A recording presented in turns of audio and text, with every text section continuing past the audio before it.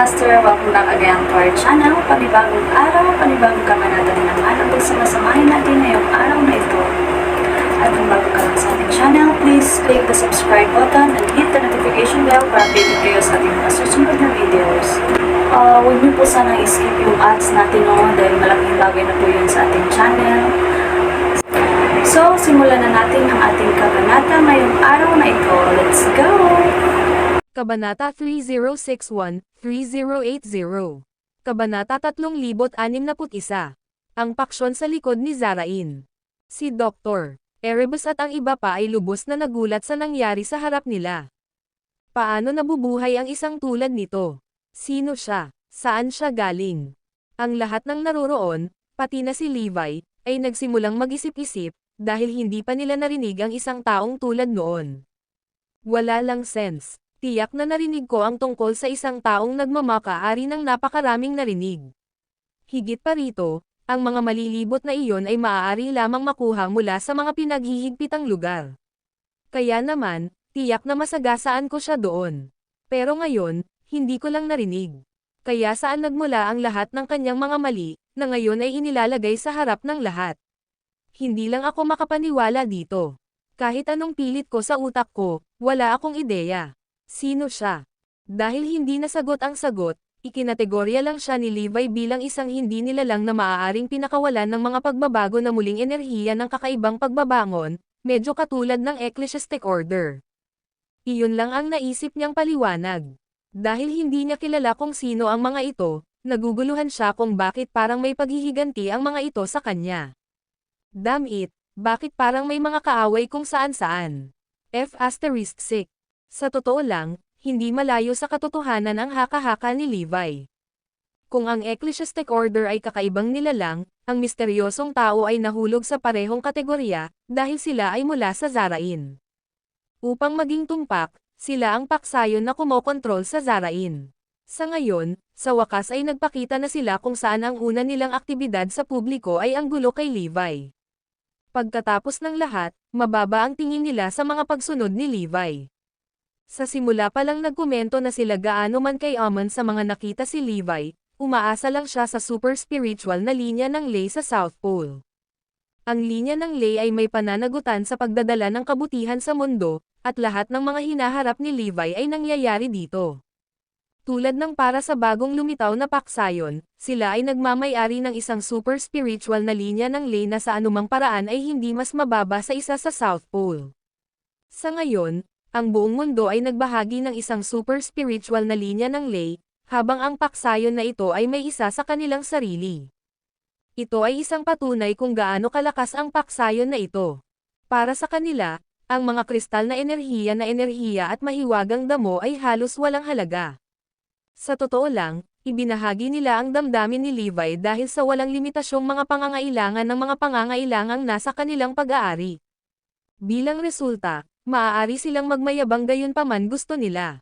Kahit na wala itong nakuhang kapalit, nasiyahan lang sila sa pakiramdam ng paggawa nito.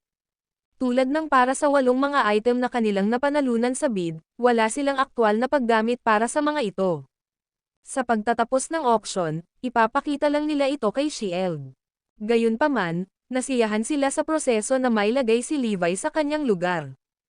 Habang si Levi ay hula sa tamang direksyon, ang iba ay naguguluhan pa rin.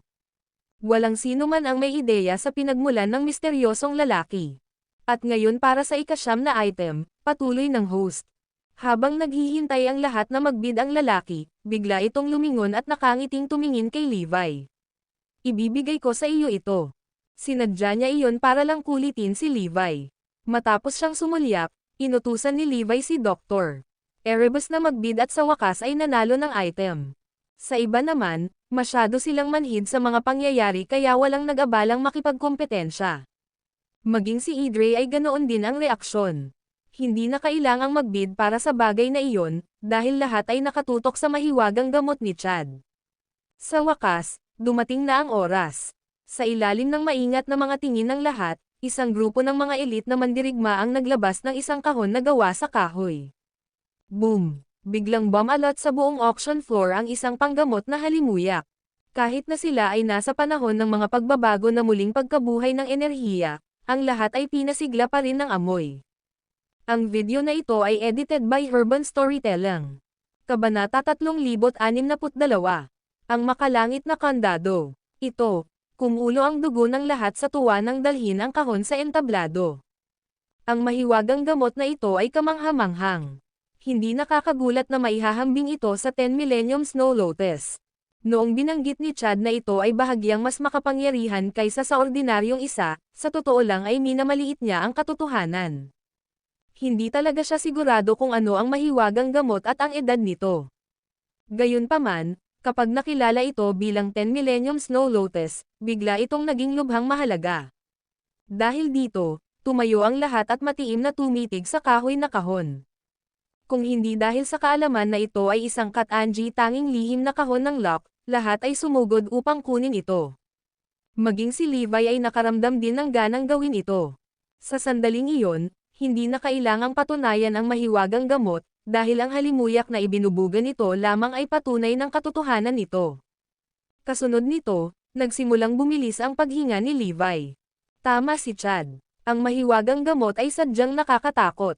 Ang huling pagkakataon na naramdaman ko ang ganitong paraan ay sa sagradong tagsibol na iyon.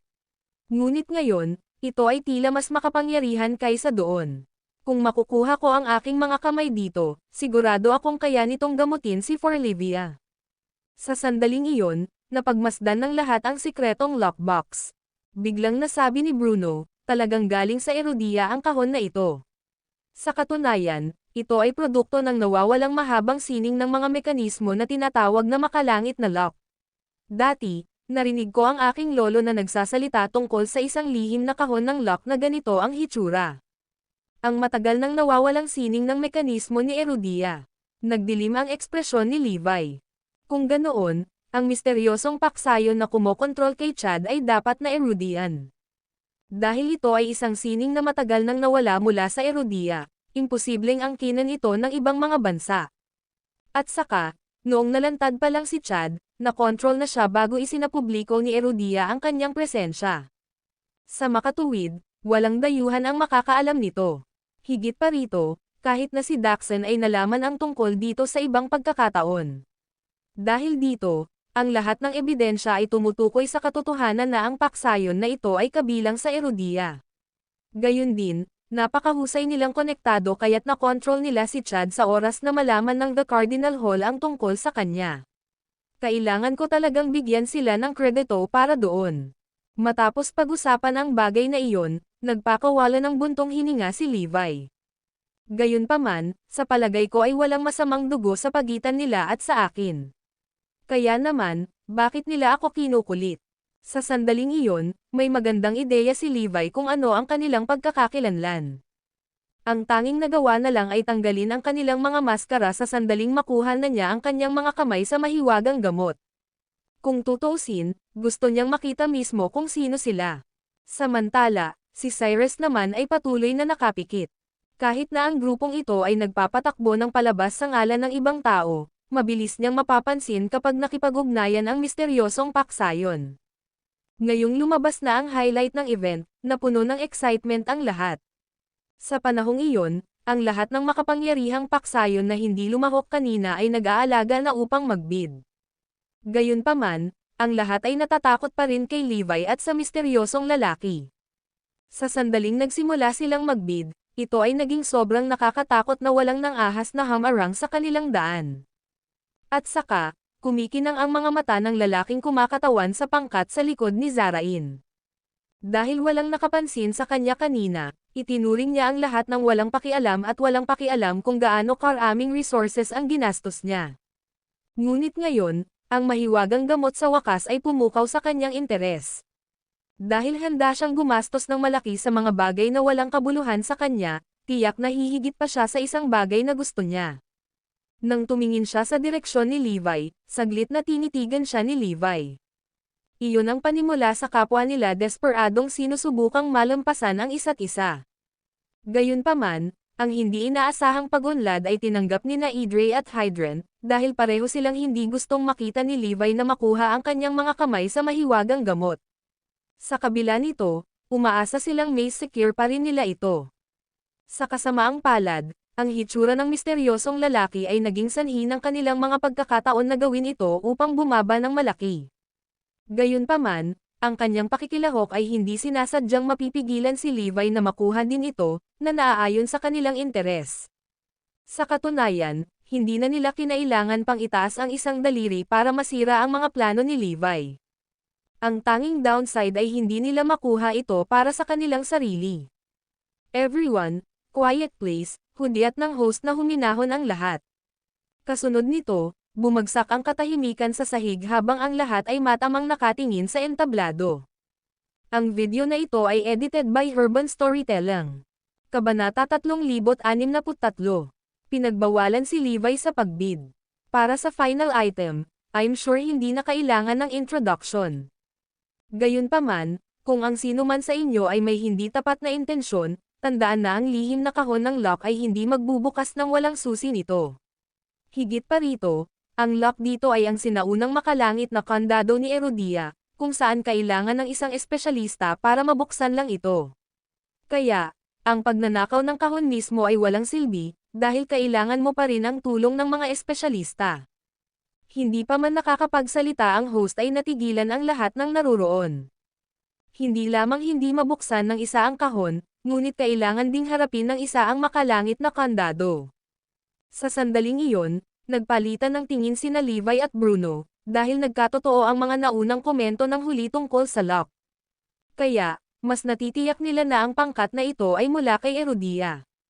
Matapos walisin ang kanyang tingin sa karamihan, inihayag ng host, kung ganoon, simulan na natin ngayon. Ang panimulang bid ay 1,000 piraso ng mataas na antas ng enerhiya ng kristal. Gayunpaman, sa sandaling binago niya ang kanyang taktika, ang mga manunood ay tumingin sa kanya ng may pananabik. May mangyayari ba? Anong mali? Binigyan siya ng lahat ng nagtataka. Biglang bumaling ang tingin ng host kay Levi. Tungkol sa huling item, si Levi ng Erodia at sino mang may kaugnayan sa kanya ay hindi kasama sa pagbid. Ang deklarasyon ay nabigla sa lahat ng naruroon. Ano? Hindi makabid si Levi? Hahaha, bawal magbid si Levi. Anong biro? Ito ay isang mahusay na desisyon. Sa pamamagitan ng pag-imbite kay Levi dito at pagbabawal sa kanya sa pagbid, maaari lamang siyang manood sa pagkabigo dahil ang item ay nanalo ng iba. Hindi pa nag-aanonsyo ang desisyon, tumawa ang lahat ng naroon, kasama sina Idre at Hydran. Hindi na lang nila napigilan ang sarili nilang matuwa. Hindi na natin kailangan magtaas ng daliri. Napakaraming kaaway ni Levi na umaatake sa kanya mula sa lahat ng panig. Maging ang auction na ito ay isinasaayos upang magdulot sa kanya ng pagkabalisa sa pamamagitan ng hindi pagbibigay sa kanya ng karapatang magbid. Ang gusto lang nila ay manood siya sa naghihirap na kawalang kaya habang ang lunas para sa kanyang anak na babae ay kinuha ng iba. Ito ay walang iba kundi isang malupit na paraan para pahirapan siya. Kahit kunin ni Levi ang kanyang kamay sa kahon, hindi niya ito mabuksan. Tunay na komprehensibong plano. Sa kabila ng paglahok sa auction, maaaring hindi manalo si Levi sa bid. Pero ngayon, hindi man lang siya nabigyan ng pagkakataong sumubok. Dahil dito, naramdaman ni Idre na hindi na nila kailangang dumating sa unang lugar. Walang ibang ginawa kundi panoorin si Levi na mapahiya. Samantala, si Levi at ang kanyang mga tauhan ay nagalit nang marinig ang bagong tuntunin. Gayunpaman, inaasahan na nila ang gayong hakbang. Pagkatapos ng lahat, ang auction para ibenta ang mahiwagang gamot ay inorganisa ng misteryosong paksayon na ang tanging layunin ay sirain si Levi. Kaya lang, hindi pa sila nakagalaw hanggang sa matapos ang event. Sa kabila nito, hinihintay na ito ni Levi kahit hindi niya inaasahan na hindi na siya sa auction. Sa pamamagitan nito, napaupo na lamang siya at nanunood habang ang mahiwagang gamot ay ibinebenta sa iba, kasama ang pag-asang gumaling si Forlivia. Iyon ang pinakamasakit sa kanya. Maliwanag, hindi lamang siya gustong patayin ng kaaway kundi pati na rin ang espiritu. Para naman kay Troy at Bruno, pareho silang nagalit. Bakit? Bakit hindi tayo makasali sa auction? Nasa amin ang lahat ng nakikita na gusto mo, kaya bakit kami pinagbabawalan? Humihingi kami ng paliwanag. Mas mabuting magkaroon ka ng magandang dahilan para dito. Sa gitna ng kanilang mga protesta, iginiit nilang tugunan ng maayos ng mga organizer ang usapin. Umismid si Dr. Erebus, sa lahat ng tao dito, bakit kami lang ang kinikilala mo? Mukhang hindi ito tama. Maraming iba pang mga bystanders ang nagsimulang magtanong, talagang, ito ay sumasalungat sa logika. Maaari mo ba kaming bigyan ng dahilan para kumbansihin kami? Matapos walisin ang kanyang tingin sa mga tao, sumagot ang host, fine. Kung dahilan ang hinihingi mo, bibigyan kita. Ang video na ito ay edited by Urban Storytelling. Kabanata 3064. Sorpresang paghahayag. Sigurado akong alam ninyong lahat na ang mahiwagang gamot na ito ay lubos na pinahahalagahan ni Dr. Holden at itinuturing na kanyang pinakamamahal na pag-aari, sabi ng auctioneer. Tumango ang lahat, dahil hindi lihim na pinahahalagahan ni Dr. Holden ang mahiwagang gamot na iyon, higit sa ano paman. Siguro narinig mo rin na tumanggi si Dr. Holden na gamutin si Forlivia, tama ba? Tanong niya. Sabay-sabay na tumango ang karamihan. Lahat ng mga item na magagamit para sa auction ngayon ay pag-aari ni Dr. Holden, at kami lamang ang ahente na kumikilos sa ngalan niya. Bilang may-ari, siya ang may huling say, at nagbigay siya ng mga tiyak na tagubilin upang ipagbawal si Levi sa pagbid ng mahiwagang gamot na ito. Dahil dito, mangyaring maunawaan na hindi kami nagdidiskrimina laban kay Levi, ngunit kailangan naming sumunod sa utos ng aming customer. Kasuklam-suklam. Masyadong kasuklam-suklam. Galit na galit si Levi. Alam na alam mo kung bakit tumanggi si Chad na tretuhin si Evie. Pinilit mo siyang gawin iyon, at ang lakas ng loob mong tumalikod para akusahan siyang masamang tao. Pumalakpak, pumalakpak, pumalakpak. Brilliant. Napakahusay na dahilan. Nagsimulang pumalakpak si Levi at tinutuya sila. Tumayo ang mga tauhan ni Idre at ilang iba pang mga tao bilang pagtatanggol sa auctioneer at sinabing, tamang dahilan iyon, Levi. Ang auctioneer ay kumikilos lamang ayon sa utos ng kanyang customer. Ang bagay ay kay Dr. Holden, kaya may karapatan siyang magtakda ng mga kondisyon para sa pagbebenta nito. Tama na yan. Hindi ka pinagbawalan ni Dr. Holden mula sa buong auction. Pinahintulutan kang magbid para sa nakaraang siyam na item, at nakuha mo ang pang-siyam, hindi ba? Dapat makontento ka niyan. Inakala ng lahat na walang mali sa paghihigpit. Bilang may-ari ng item, may karapatan si Dr. Holden na magpasya kung sino ang gusto niyang ibenta ang kanyang item. Hahaha, ito ay mahusay. Tumawa si Levi. Huwag kang mag-isip ng nakakatawa, Levi. At maaari mong ihinto ang ideya ng pagnanakaw nito. Nagbabala ang isang miyembro ng Idre. Oo, kahit na nahawakan mo ito, hindi ka makakalagpas sa makalangit na lock. Hahaha, sa kasamaang palad, mapapanood mo lamang ang ibang tao na kumuha ng kanilang mga kamay sa mahiwagang gamot.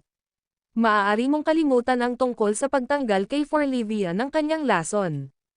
Binigyan ni Levi ng nakakaakit na tingin ang mga tauhan ni Idre at Ngishan, sigurado ako na sana ay walang pag-asang gumaling ang anak ko.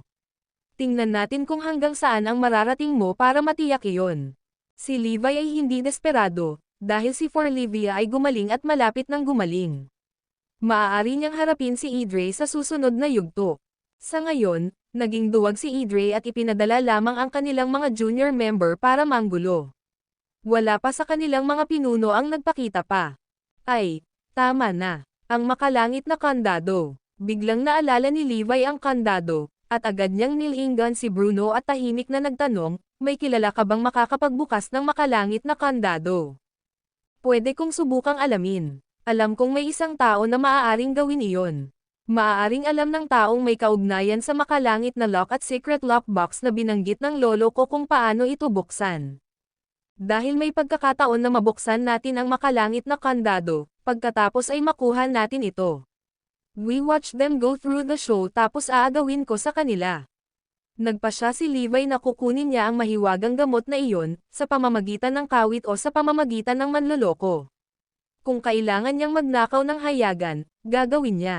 Walang sino man ang mag-aakalang ang kanilang babala tungkol sa makalangit na kandado ay isang paalala kay Levi at humantong sa kanyang desisyon na alisin ito sa pamamagitan ng puwersa. Nagkataon lang na may kakilala siyang may kaalaman tungkol sa makalangit na kandado. It was meant to be. Sabihin mo kay Cyrus na huwag hayaang mawala sa paningin niya ang kahon na iyon. Kapag may pagkakataon, agawin mo.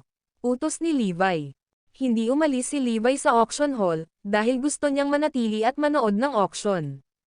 Biglang, si Dr. Erebus ay nagmamadaling lumapit kay Levi at bumulong sa kanyang tainga, ayon sa mga pinakabagong update mula kay Redunst, Deathfiend, at sa mga mersenaryong organisasyon sa ilalim namin, mayroong isang grupo ng mga tao na gustong makuha ka. Oh, mabilis yan. Inilantad nila ang kanilang sarili ng kaunti kaysa sa inaasahan ko. Napangiti si Levi sa magandang balita. Inilibot ni Dr. Erebus ang bulwagan at sinabing, hindi mo mahulaan kung sino ang naririto. Ang video na ito ay edited by Urban Storytelling. Kabanata 365. Nalantad ang pagkakakilanlan. Nang marinig ni Dr. Erebus ang mga update mula sa kanyang mga nakita niyang hindi ito makapaniwala. Paano ito posible? Paano ito magiging sila? Hydran ba ito? Napakunot noo si Levi sa pagtataka at nag-isip. Hindi alam ni Levi kung bakit, pero bigla na lang pumasok sa isip niya ang pangalan. Gayunpaman, hindi pa nakaharap ni Hydran si Idre mula noong pagkakatatag nila. Napatay ni Levi ang napakaraming tauhan ni Idre, ngunit tinawag siya ni Hydran na duwag, at kinutya siya dahil sa pagiging kapatid niya dahil sa hindi pagpupersage laban kay Idre. Ang Hydran ay naset up na may nag-iisang layunin na maghayganti kay Idre. Gayunpaman, ang tanging ginawa nila ay ipinagmamalaki ang tungkol sa kanilang mga plano at kanilang kapangyarihan ngunit walang ginawa upang kumilos sa kanila. Sa halip, ibinaling nila ang atensyon kay Levi at sinubukang gamitin siya, na patuloy na nag-uudyok sa kanya na labanan si Idre. Nang gawin nila iyon, naghinala si Levi na mayroon silang hidden agenda. Hindi nila sinusubukan na bumuo ng kanilang sariling kakayahan upang maghayganti ngunit sa halip ay may iba pang motibo. Ang pagkawala nila bago pa man hindi makamit ang kanilang nakasaad na misyon ay patunay na tama ang hinala ni Levi. Iyon din ang dahilan kung bakit naisip sila ni Levi at nagtanong tungkol sa kanila noong nakaraan. Ito ay hindi nakakagulat na kapag sinabi ni Dr. Erebus na ito ay isang tao na hindi inaasahan, ang unang pangalan na pumasok sa isip ni Levi ay Hydran. Bakas ang hindi makapaniwala sa mga mata ni Dr. Erebus nang marinig iyon. Tumanggo siya at napabulalas, oo. Tama yan. Sila iyon. Sigh. Isang buntong hininga ang pinakawalan ni Levi. Naghinala na siya sa hindi niya pagkakampi sa kanila, hindi niya sinasadyang naging kaaway ni Hydran.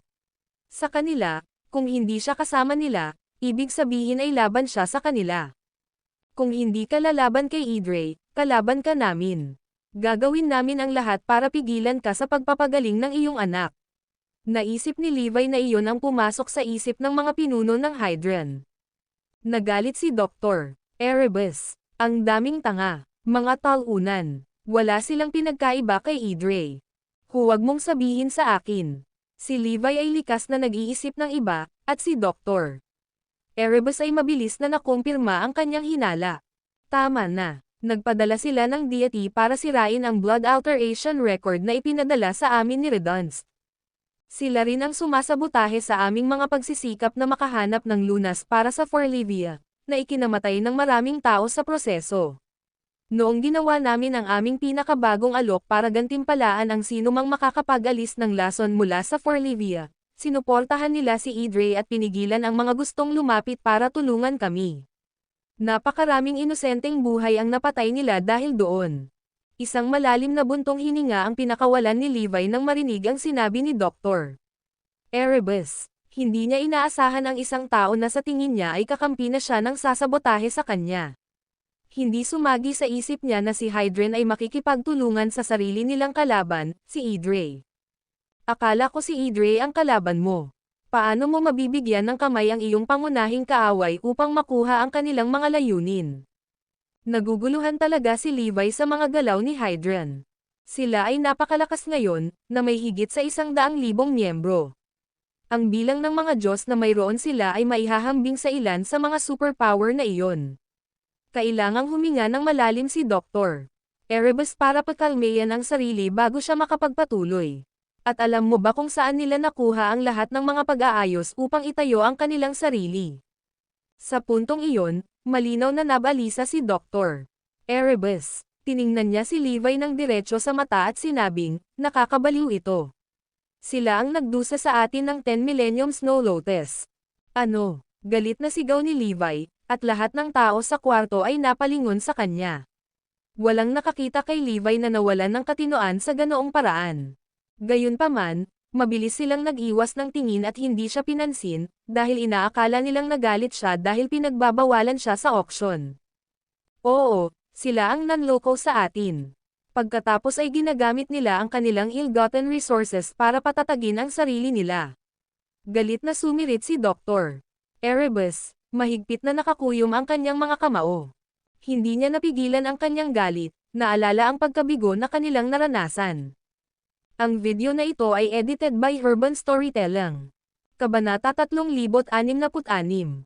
Hindi makatao. Ito ay simpleng hindi makatao. Hindi ka panipaniwala na gumawa sila ng kasinungalingan tungkol sa 10 Millennium Snow Lotus. Ang labis na ikinagalit ni Dr. Erebus ay siya ang nagpunta tungkol sa pag-deploy ng lahat ng mga nais na kanilang hiniling ayon sa kanilang mga tagubilin. Nangangahulugan iyon na siya ay niloko rin, at ito ay isang matinding insulto sa kanya, dahil palagi niyang ipinagmamalaki ang kanyang katalinuhan. Ang madaya sa ganoong paraan ay nasugatan ang kanyang pagmamataas at kaakuhan. Hinding-hindi niya makakalimutan ang eksena kung saan binuksan nila ang kahon ng 10 Millennium Snow Lotus, at nakita niya ang isang tuyong sanga sa loob nito. Ang sama ng loob niya sa pangyayaring iyon ay maihahambing sa galit niya kay Idre. Isang tawa ang pinakawalan ni Levi, at ito ay isang nakakatakot at nakakatakot na tawa. Mapapatawad sila kung ginamit nila ang mga nakuha ko na nakuha nila mula sa akin upang maghiganti laban kay Idre. Ngunit gamitin iyon laban sa akin. May nagbabantang tingin sa mga mata ni Levi nang sabihin niya iyon. Ayos lang. Alam kong malalantad ka sa huli. Itinago ko ang tuyong sanga para sa iyo. Mahusay ang iyong ginawa sa pagpili ng napakagandang sanga. Parang espada talaga. Bulong ni Levi sa sarili, dumilim ang ekspresyon niya habang nagsasalita. Gagamitin ko ang espadang iyan para tumagos sa iyong katawan, paisa-isa. Kaya pumila ka na. Dahil alam niya kung sino ang kalaban niya, naging mas kalmado si Levi. Ngumiti siya at sinabing, let's settle all our scores at go. Napakahusay na kayong lahat ay nagtipon dito upang subukang isabotahe ako ngayon. Iligtas mo ako sa problema ng paglapit sa iyo ng paisa-isa hahaha, perpekto.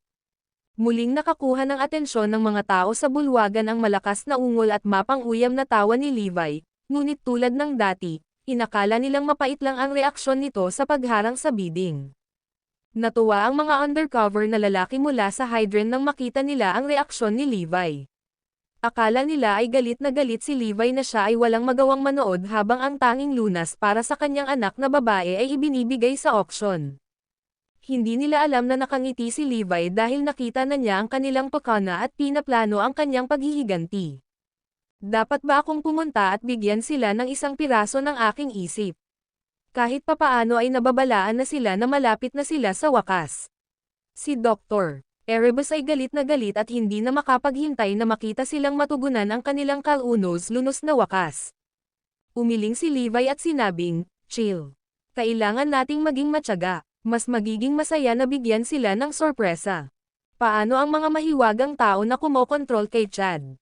Anumang impormasyon tungkol sa kanila. Siya probe. Wala pang update si Cyrus tungkol dyan. Sa palagay ko ang mga taong iyon ay tuso at nagpapahirap sa kanya. Iniulat ni Dr. Erebus. Ako lang ba ang nagdududa sa mga taong nakamaskara? Feeling ko sila yon. Tumingin siya sa mga nasa stage at mamulong kay Levi. Tumawa si Levi at tiniyak sa kanya, pasensya ka na. Kung nagtagumpay sila upang makakuha ng isang bid, pagkatapos ay magpapatuloy kami at aagawin ito mula sa kanila. At the same time, malalaman natin kung sino ang nasa likod ng mga maskarang iyon. Si Levi at ang kanyang club ay handa na para sa showdown. Ito ay isang mabungang paglalakbay para sa kanila. Sa pinakakaunti, nagawa nilang kumpirmahin ang pagkakasangkot ni Hydran. Ang tanging bagay na bumabagabag kay Levi ay ang hitsura ng misteryosong lalaki. Ang lalaking iyon ay tila determinado gaya ni Levi sa pagkuha ng mahiwagang gamot, at si Levi ay walang ideya kung sino siya at kung saan siya nanggaling. Nagsimula na ang auction para sa mahiwagang gamot, at maraming bid para dito. Gayunpaman, nang sumali sa misteryosong lalaki sa bidding, nagkaroon ng kaguluhan sa gitna ng karamihan.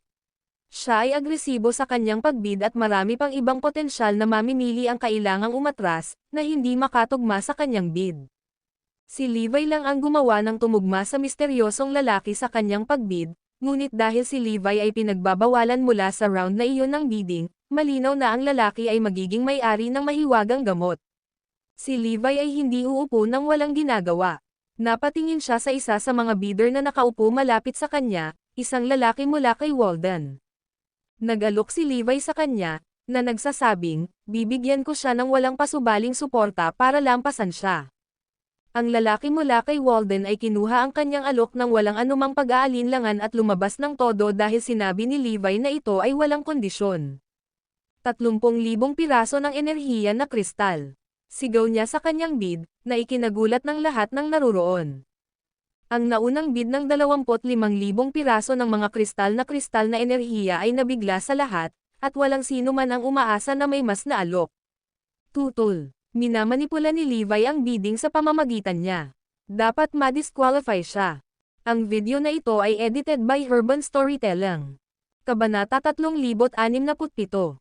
Unconditional Loan. Ang mga lalaki mula sa Idre ay nagprotesta sa organizer at ang mga mula sa Hydren ay sumali upang humingi ng pagpapawalang bisa ng bid mula sa Walden na lalaki.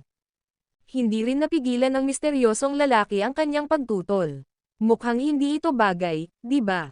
Akala ko ay pinagbawalan si Levi sa bidding. Sumasalansang siya sa mga regulasyon, di ba? Nais niyang makuha ang kanyang mga kamay sa mahiwagang gamot at naisip na kung wala si Levi, makukuha niya ito sa magandang presyo. Lihim siyang nasiyahan na si Levi ay pinagbawalan mula sa bidding, at sa gayon ay labis na inis sa biglaang pagsulpot ng isang hindi inaasahang katunggali. Sumigaw ang auctioneer kay Levi at binatukan, "Anong ginagawa mo, Levi? Hindi ba namin nilinaw na hindi ka pinapayagang magbid para dito? Kung pipilitin mong makialam sa bid na ito, maaaring kailanganin naming alisin ang mahiwagang gamot sa auction. Kailangan mong harapin ang galit ng lahat ng naruroon.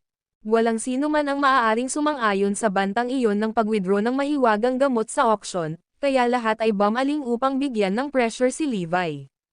Anong patunay mo na nakialam ako sa bidding? Ginawa ko ba ang bid na iyon?" Siya ang sumigaw ng bid. Protesta ni Levi. "Tama na yan. Ako ang nag-alok niyan. Wala itong kinalaman sa kanya." Sumang-ayon ang lalaki mula sa Walden. "Oo, hindi ka nagbid para dito. Gayunpaman, malinaw naming sinabi sa simula na ang sinumang nauugnay sa iyo ay hindi rin pinapayagang magbid. Kung hindi, ang item ay mapupunta pa rin sa iyong mga kamay. Nilinaw na namin iyon bago namin simulan ang round na ito ng bidding." Ang auctioneer ay nakatayong matatag sa kanyang kinatatayuan. "Hindi ko nga alam kung sino siya, kaya paano ako magkakarelasyon sa kanya?" Sabi ni Levi. "Totoo yan. Hindi ko siya kilala." Mabilis na idinagdag ng lalaki mula sa Walden, "Sinisikap ko lang na humiram ng mga pondo, at nagkataon na handa siyang tulungan ako." "Tama na yan. Binibigyan ko lang siya ng kamay." Tinitigan ng auctioneer ang lalaking taga-Walden at nagtanong, "Pahiram. Kaya mo bang bayaran ang utang? Paano kung hindi ka makabayad at kailangan mong ibigay ang mahiwagang gamot kay Levi bilang kapalit? Paumanhin na binaygaw kita, ngunit ang iyong takot ay walang batayan. Nangako ako sa kanya ng walang pasubaling suporta. Ibig sabihin hindi niya ako kailangang bayaran." Paglilinaw ni Levi. Then he cheekily added, "Naririnig mo iyan direkta mula sa akin at saksi kayong lahat sa alok ko sa kanya. Bueno, marami akong kayamanan at walang kakayahang gastusin ang lahat ng ito. Kaya nagpa siya akong ibahagi sa kanya ang ilan sa aking kayamanan. Hindi ba ako pinapayagang gawin iyon? Ano, walang kondisyong suporta. Hindi na kailangang bayaran." Lahat ng naruroon ay napatulala kay Levi. "Naniniwala ako na wala na tayong laban. I would like to resume the auction please," pakiusap ng lalaki mula sa Walden. 50,000 piraso ng espiritual na enerhiyang kristal. Mabilis na humatol ang misteryosong lalaki. Natuwa siya kahit papaano na pumasok si Levi at ginawang mas mahirap at kawili-wili ang auction. Ang kinalabasan ay magiging malinaw at madali niyang madaig ang iba kung hindi tumanggap ng suporta ni Levi ang lalaking Walden. Ang isang madaling panalo ay hindi kailanman kasiya siya gaya ng isang pinaghirapan, kaya nasasabik siya sa hamon. Malaki ang tiwala niya na ang kayamanan niya ay kayang pantayan ng kay Levi, kaya hindi siya nag-alala. Ang auctioneer at ang kanyang mga kasamahan ay magkasama pa rin sa isang talakayan nang sumigaw ang lalaking Walden ng isang counterbid. 80,000 piraso ng espiritual na enerhiyang kristal. Alok niya. 100,000 piraso ng espiritual na enerhiyang kristal. Agresibong itinaas ng dalawa ang kanilang mga bid, alam nilang mayroon silang malaking mapagkukunan upang i-back up ang mga ito. Iyon ang pinakanakapagpatigil na auction kailanman. Ang parehong partido ay nagbid na parang walang halaga ang mga kristal na espiritual na enerhiya. Ang bilang ng mga espiritual na kristal ng enerhiya na ibinabato nila sa paligid ay madaling higit pa kaysa sa nakalaan sa Zyperia. Parehong determinado ang dalawang lalaki na makuha ang kanilang mga kamay sa mahiwagang gamot, kaya lahat sila ay nanalo. Ang ibang mga tao sa auction ay nakakapanood lamang sa inggit. Paanong hindi may inggit ang sinuman sa halagang inaalok nila? Kahit na ang sinuman ay makakuha lamang ng isang bahagi ng mga kristal na espiritual na enerhiya, sila ay magiging kasing yaman ng isa sa mga nangungunang ilang makapangyarihang bansa. Ito ay hindi kapanipaniwala, ngunit sa ilang sandali, ang bid ay nasa 300,000 piraso ng espiritual na enerhiyang kristal. Ang parehong partido ay hindi malapit ng umatras at mukhang determinado na ipagpatuloy ang bidding war. Halika, huwag kang titigil. Tingnan natin kung sino ang unang mag-chicken out. Sigaw ng misteryosong lalaki, handang harapin ang hamon ng lalaking Walden. Tumawa ng malakas si Levi at sinabing, "Oo, sige. At least, dapat umabot tayo ng 1,000,000 piraso, hindi ba?" Sa puntong iyon, lumakad ang ilang lalaking namamahala sa auction. Mukhang nakaisip sila ng solusyon para harapin si Levi. Ang video na ito ay edited by Urban Storytelling. Kabanata 3068. Deal sealed. Hindi nila inaasahan ang ganoong nakakabaliw na galaw ni Levi at nahuli sila ng walang bantay. Agad nilang pinagtagpo ang kanilang mga ulo at sinubukang makabuo ng isang plano upang pigilan si Levi. Pagkaraan ng mahabang panahon, sa wakas ay tumanggaw sila at tumingin kay Levi na may mga nakakalokong ngiti sa kanilang mga mukha. Malinaw, nakaisip sila ng solusyon. Tense ang atmosphere sa auction hall at medyo nagiging irrational na ang misteryosong lalaki. Halika, seryoso na tayo. 350,000 piraso ng enerhiyang kristal. Hindi ako naniniwalang mapapantayan mo ako. Baliw niyang sigaw.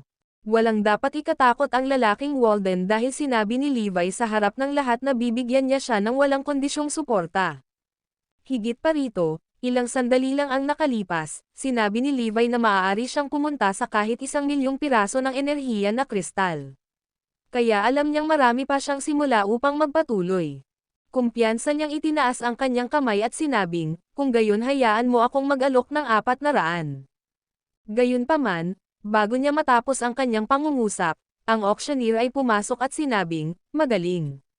1 beses pumunta, 2 beses, at naibenta sa halagang 305 piraso ng enerhiya na kristal." Sa putok ng palumpon, selyado ang deal. Siya ay nagsalita ng napakabilis at isinara ang deal ng napakabilis na walang sino man ang nagkaroon ng pagkakataon na gumawa ng isang sagot sa alok. Hindi pa tapos isiga ng lalaking Walden ang kanyang alok na 400,000 at tinapos na ng auctioneer ang bidding. Ipinakita nito kung gaano kabilis magsalita ang auctioneer na iyon. Malinaw na hindi niya bibigyan ng pagkakataon ang sino mang gumawa ng counterbid. Hindi inaasahan ang pagputok ng palumpong sa lectern kaya nagulat ang lahat ng naruroon. Natigilan ang lalaking Walden, gayon din si Levi. Nagulat ang lahat sa bulwagan, kasama na ang lalaking Ainul-alayan ni Zarain at ang mga lalaking taga-Idre. Ano ang nangyayari? Ito ay hindi kapanipaniwala. Ang auctioneer at ang kanyang mga kasamahan ay karapat-dapat na papuri para sa pagbuo ng gayong pambihirang ideya. Iniwan nila ang lahat na nagtataka. Ang pagkabigla ay nakasulat sa buong mukha ni Dr. Erebus at ng kanyang club. Legal pa ba yan? Ayaw ba nilang i-seal ang deal nang hindi binibigyan ng pagkakataon ang iba na mag-counterbid? Mula sa entablado, Todong ngiti ang auctioneer habang nagpatuloy, "Congratulations to this gentleman for successfully bidding for the magic medicine." Maging ang misteryosong lalaki ay natulala at hindi merhistro ang mga nangyayari. Handa na siyang makipaglaban kay Levi para sa mahiwagang gamot, ngunit bago pa man siya makapagpainit sa bidding, idineklara na siyang panalo. Hoy, ano ang ibig sabihin nito? Hindi ko ginawa ang aking counterbid. Hindi ako sumuko at mag-aalok ng mas mataas na bid kaysa sa kanya. Malakas na nagprotesta ang lalaking Walden, nabalisa siya na pinutol ng biglaan. Hindi niya tatanggapin ang pambubuli na iyon. O talaga, hindi kita narinig at ang iyong counterbid. Tinatakan ko ang deal dahil walang gumawa ng mas mataas na alok. Sabi ng tusong auctioneer. Galit na galit ang lalaking Walden at sinubukang magpaliwanag. Sigaw niya ng 305,000 piraso. Mag-aalok na sana ako ng 400,000 piraso, ngunit bago ko magawa iyon, tinatakan mo na ang deal. Hindi ko nakita iyon. Kumbinsido ako na sumusuko ka na. Naghintay ako ng 1 buong minuto at isinara ang bid nang walang gumawa ng mas mataas na alok. Siguradong hindi ako makagagawa ng mas magandang alok. Itinanggi ng auctioneer ang akusasyon. Naiwang tulala ang lalaking Walden dahil sa tahasang kasinungalingan na nagmumula sa auctioneer. Naghintay ng 1 buong minuto. Hindi mo ba ako nakitang tumawad? Namangha siya sa kung gaano kalayo ang nais ng auctioneer na baluktutin ang mga katotohanan at magsisinungaling upang pigilan siya sa pagkuha ng mahiwagang gamot. Tama na yan. Hindi ko nakitang gumawa ka ng counterbid. Naghintay siya ng 1 minuto, at wala kang ginawa sa panahong iyon.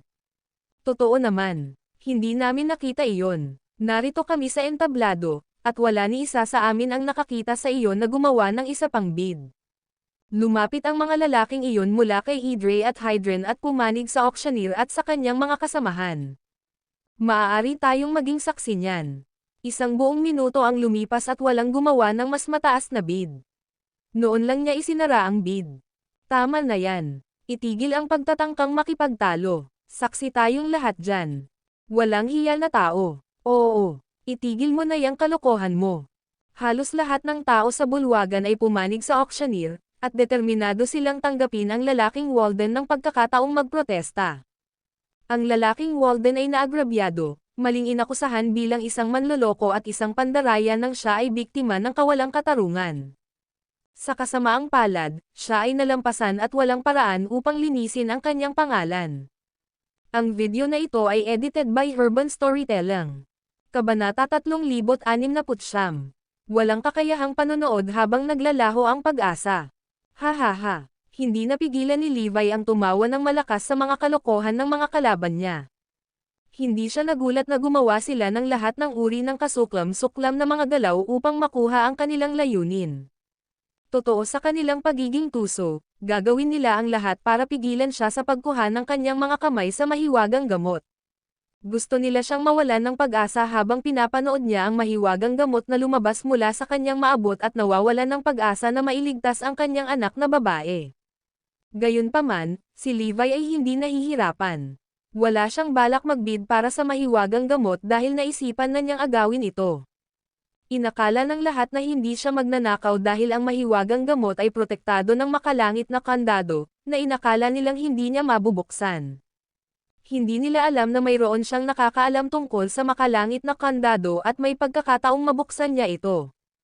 Iyon ang nagtulak sa kanya na magpas siya sa peligrosong hakbang ng pagnanakaw ng mahiwagang gamot.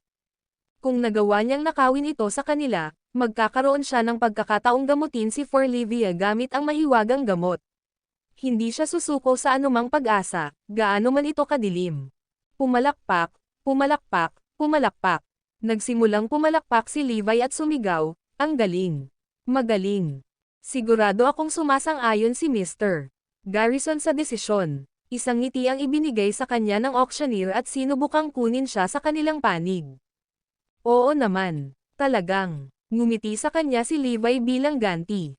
Binigyan ng nag-aalinlangan si Levi ng auctioneer, ngunit gayunpaman, lumingon siya sa misteryosong lalaki at sinabing, "Kaya ang mahiwagang gamot ay pag-aari ng Ginoong ito ngayon." With that, inabot ng kanyang subordinate ang box sa misteryosong lalaki, sa harap mismo ni Levi. Ang mga lalaki mula kay Idre at lahat ng lumalaban kay Levi ay nakangiti mula sa tainga, natutuwa na matagumpay nilang napigilan si Levi na bumili ng mahiwagang gamot. Bagamat wala silang ideya kung sino ang matagumpay na bidder, tila siya ay may malaking halaga, kaya't hindi nila kailangang mag-alala na maaaring tuksuhin siya ni Levi na humiwalay sa mahiwagang gamot na may mas mataas na alok. Natapos ang misyon, at nagawa nila ang isang mahusay na trabaho na pinapanatili ang mahiwagang gamot sa mga kamay ni Levi. Ginawa rin ng auctioneer at ng kanyang team ang dapat nilang gawin, at sa kanilang pinagsama-samang pagsusumikap, nakita lamang ni Levi ang kawalan ng pag-asa habang ang tanging pag-asa para sa pagpapagaling ng kanyang anak ay nawala. Pabantayan ang mga tauhan natin sa mga taong ito. Hindi nila maaaring ipadala ang lahat ng mga mahihirap na iyon sa loob at labas ng hindi umaalis sa isang tubaygayan. Subaybayan sila tingnan kung saan nagbibili ang bumibili at kung saan ipinapadala ng mga nagbebenta ang mga kristal na enerhiya ng iyon. Lumingon si Levi kay Dr. Erebus at tahimik na itinuro sa kanya. Ang pinakamahusay na paraan upang malaman kung sino ang mga taong iyon ay sa pagsubaybay sa paghahatid ng kanilang mga padala. Pagkatapos ng lahat, ang pera ay mga kristal na enerhiya, at hindi madaling ilipat ang mga kristal na napakalakas na enerhiya sa paligid ng hindi sinusubaybayan. Sir, pakisamahan po itong sikretong lockbox. Kapag ligtas ka sa lugar, magpapadala kami ng isang tao para i-unlock ang makalangit na lock para sa iyo. May secure na plano ang auctioneer para sa mga mamimili, dahil hindi niya bibigyan ng pagkakataon si Levi na nakawin ang mahiwagang gamot. Oo naman. Ipapadala ko rin sa iyo ang mga kristal na nagbibigay ng enerhiya sa lalong madaling panahon, walang pakialam sa sagot ng misteryosong lalaki. Wala namang isyo. May tiwala kami sa iyo, sir. Dahil ang bumibili ay hindi gumawa ng malaking bagay mula sa napakalaking bilang ng mga kristal na nagkukunwaring enerhiya, alam ng auction na siya ay mayaman at buong kumpiyansa na ibibigay niya gaya ng ipinangako. Bilang pag-iingat, nais naming gumawa ka muna ng isang hakbang, upang matiyak na makakaalis ka ng ligtas. Hinikayat ng auctioneer ang mamimili na umalis ng mabilis hanggat maaari. Sa pagkakataong iyon, humakbang pasulong ang mga lalaki mula kay Idre at nag-alok, upang matiyak ang iyong kaligtasan, magpapadala si Zypria ng 200 mga Diyos-Diyosan upang samahan ang palabas ng bansa. Naghanda si Idre at naglagay ng daan-daang deity sa paligid ng site bilang pag-iingat, dahil nag-aalala sila na baka magdulot ng gulo si Levi. Nagulat ang auctioneer sa alok, ngunit buong pasasalamat niyang sinabi, "Salamat, at lubos naming pinahahalagahan ang pagsisikap ng lahat ng mga Diyos-Diyosan mula sa Zypria." Lahat ng ginawa nila, pinagplanuhan nila si Levi. Bagamat hindi nila mataas ang tingin kay Levi, nabalitaan nilang marami siyang makapangyarihang mandirigma na sumusuporta sa kanya. Pagkatapos ng lahat, marami sa mga deity mula sa Heavenly League ni Erudia ang kanyang mga kaibigan at disipulo. Alam din nilang may mabigat na piling tao si Levi. Ang elite na iyon ang nakatunten sa mahiwagang gamot. Hindi sila nag-aalala tungkol kay Levi mismo, ngunit nag-iingat sa mga tao sa paligid niya. Nang umalis ang misteryosong lalaki sa auction hall sa ilalim ng mahigpit na seguridad, lumingon ang auctioneer sa lahat ng tao sa bulwagan at sinabing, "Hinihingi ko ang inyong kooperasyon na manatili sa likod ng ilang sandali pa. Ginagawa namin ang mga organisasyong pag-iingat, upang maiwasan ang anumang mga sakuna at hindi pagkakaunawaan. Maraming salamat." Ang video na ito ay edited by Urban Storytelling. Kabanata 3070, Paggawa kay Levi. Ang kahilingan ng auctioneer ay lumikha ng kaguluhan sa mga taong naroroon sa auction hall. Maaaring maganda ang pagkakasabi niya, ngunit nanatili ang katotohanan na pinananatili niya sila sa pansamantalang pagkabihag. Walang sino man ang nakakita sa paglipat na iyon, at walang nakitang wastong dahilan para dito. Gayunpaman, panandalian lang ang kanilang sama ng loob, at mabilis nilang tinanggap ang abala na ipinataw sa kanila. Naunawaan nila na ang lahat ng mga paghihigpit ay ipinataw dahil kay Levi. Nais nilang ipagkait sa kanya at sa kanyang mga kababayan ang pagkakataong takutin ang bumibili at makuha ang kanilang mga kamay sa mahiwagang gamot. Upang mabihag si Levi at ang kanyang mga tauhan, kailangan din nilang pigilan ang lahat. Laking gulat ng lahat, napunta ang tingin ng auctioneer kay Levi at nakangiting sinabi sa kanya, "Kami ay humihingi ng paumanhin na kailangan naming pigilan si Mr. Garrison sa huling round ng bidding. Upang makabawi, pinahihintulutan naming umalis si Mr. Garrison ng mas maaga. Gayunpaman, ang espesyal na exemption ay para lamang kay G. Garrison. Ang lahat ng natitira sa mga tao ay kailangan pa ring manatili ng ilang sandali pa. Sinadya nitong payagan si Levi na umalis nang wala ang kanyang mga kababayan. Gusto nilang mabaigo pa si Levi. Naisip nila na sa pamamagitan ng pagpapaalis sa kanya, ngunit kung wala ang kanyang mga tauhan, kailangan niyang tiisin ang kawalan ng kakayahan na gustong gumawa ng isang bagay upang makuha ang mahiwagang gamot ngunit hindi niya magawa dahil wala ang kanyang mga mandirigma sa kanya. Hindi siya magkakaroon ng kapangyarihang gumawa ng anuman sa kanyang sarili, at makikita na lamang niya ang huling pag-asa ng kanyang anak na gumaling na mawala kasama ng bumibili. Gusto nilang mawalan siya ng pag-asa at pagsisisi. Wala nang mas sasakit sa isang ama kaysa sa pakiramdam ng pagsisi sa sarili, ng pagiging hindi sapat upang iligtas ang kanyang sariling anak. Mayroon silang masamang intensyon na ikulong ang mga kasama ni Levi at hayaan itong lumabas na mag-isa at walang magawa. Gusto nilang iparamdam sa kanya na wala siyang silbi. Hindi nila alam na si Levi ang pinakamabigat sa lahat. Ang pinagsamang kapangyarihan ng lahat ng kanyang mga kababayan ay hindi makakapantay sa kanya. Kung alam lang nila, ang huling dapat nilang pakawalan ay si Levi. Noon pa man ay pinaplano ni Levi na siya mismo ang mag-agaw, habang si Dr. Erebus at ang iba pa niyang mga kasamahan ay nagsisiyasat sa mga pagkakakilanlan ng mga taong sangkot. Ito ay kabalintunaan na sila ay nagbigay daan para kay Levi na gawin kung ano mismo ang kanyang binalak. Lalabas si Levi at susundan ang bumibili para kunin ang mahiwagang gamot. Sa kabilang banda, si Dr. Erebus ay mananatili sa kanilang tabi upang palihim na maghukay ng impormasyon tungkol sa kanila. At kapag naihatid na ang bayad ng misteryosong mamimili ng 350,000 piraso ng espiritual na enerhiyang kristal, naroon si Dr. Erebus at malalaman din ang kanyang pagkakakilanlan. Nako, pinahahalagahan ko iyon. Salamat. Nakangiting nagpasalamat si Levi sa kanila at agad na umalis. Akala nila narinig nila ang isang bahid ng kawalan ng kakayahan sa boses ni Levi at natuwa sila. Pagkaalis ni Levi sa auction hall ay agad niyang hinabol ang misteryosong buyer, sabik na maabutan siya. Bagamat mayroong 200 Zyperia deities ang nag-escort sa bumibili, hindi man lang naabala si Levi. Alam niyang madali niyang crush silang lahat. Tumigil ka dyan. Naabutan ni Levi ang entourage at hamarang sa kanilang dinadaanan. Laking gulat ng misteryosong mamimili nang makita si Levi, at sa wakas ay naunawaan niya kung bakit ang mga taong iyon ay matulungin na mag-alok na ay escort siya. Nakita na nilang lalabas si Levi para gumawa ng gulo para sa kanya. Nagtaka siya na madali siyang matunten ni Levi at maabutan siya. Pagkatapos umalis sa isla, nag-iingat siya sa paglalakbay ng incognito at nag-iwan ng kaunting bakas ng kanyang truck hanggat maaari. Naisip niya na imposibleng mahanap siya ng sinuman at nagulat si Levi na ginawa iyon, at tila hindi nahihirapan. Naguguluhang tinitigan niya si Levi, isang lalaking matagal na niyang narinig ngunit hindi niya pinapahalagahan. Alam niyang si Levi ang karaniwang kaaway ni Zarain at ng Love of Gods, ngunit lahat ng impormasyon na mayroon sila tungkol kay Levi ay hindi masyadong mataas ang pagsasalita tungkol sa kanya. Dahil dito, hindi sila mapakali na mag-alala tungkol sa kanya. Nais lamang nilang asarin at bigwan ang kasumpa-sumpa na kaaway ni Zarain.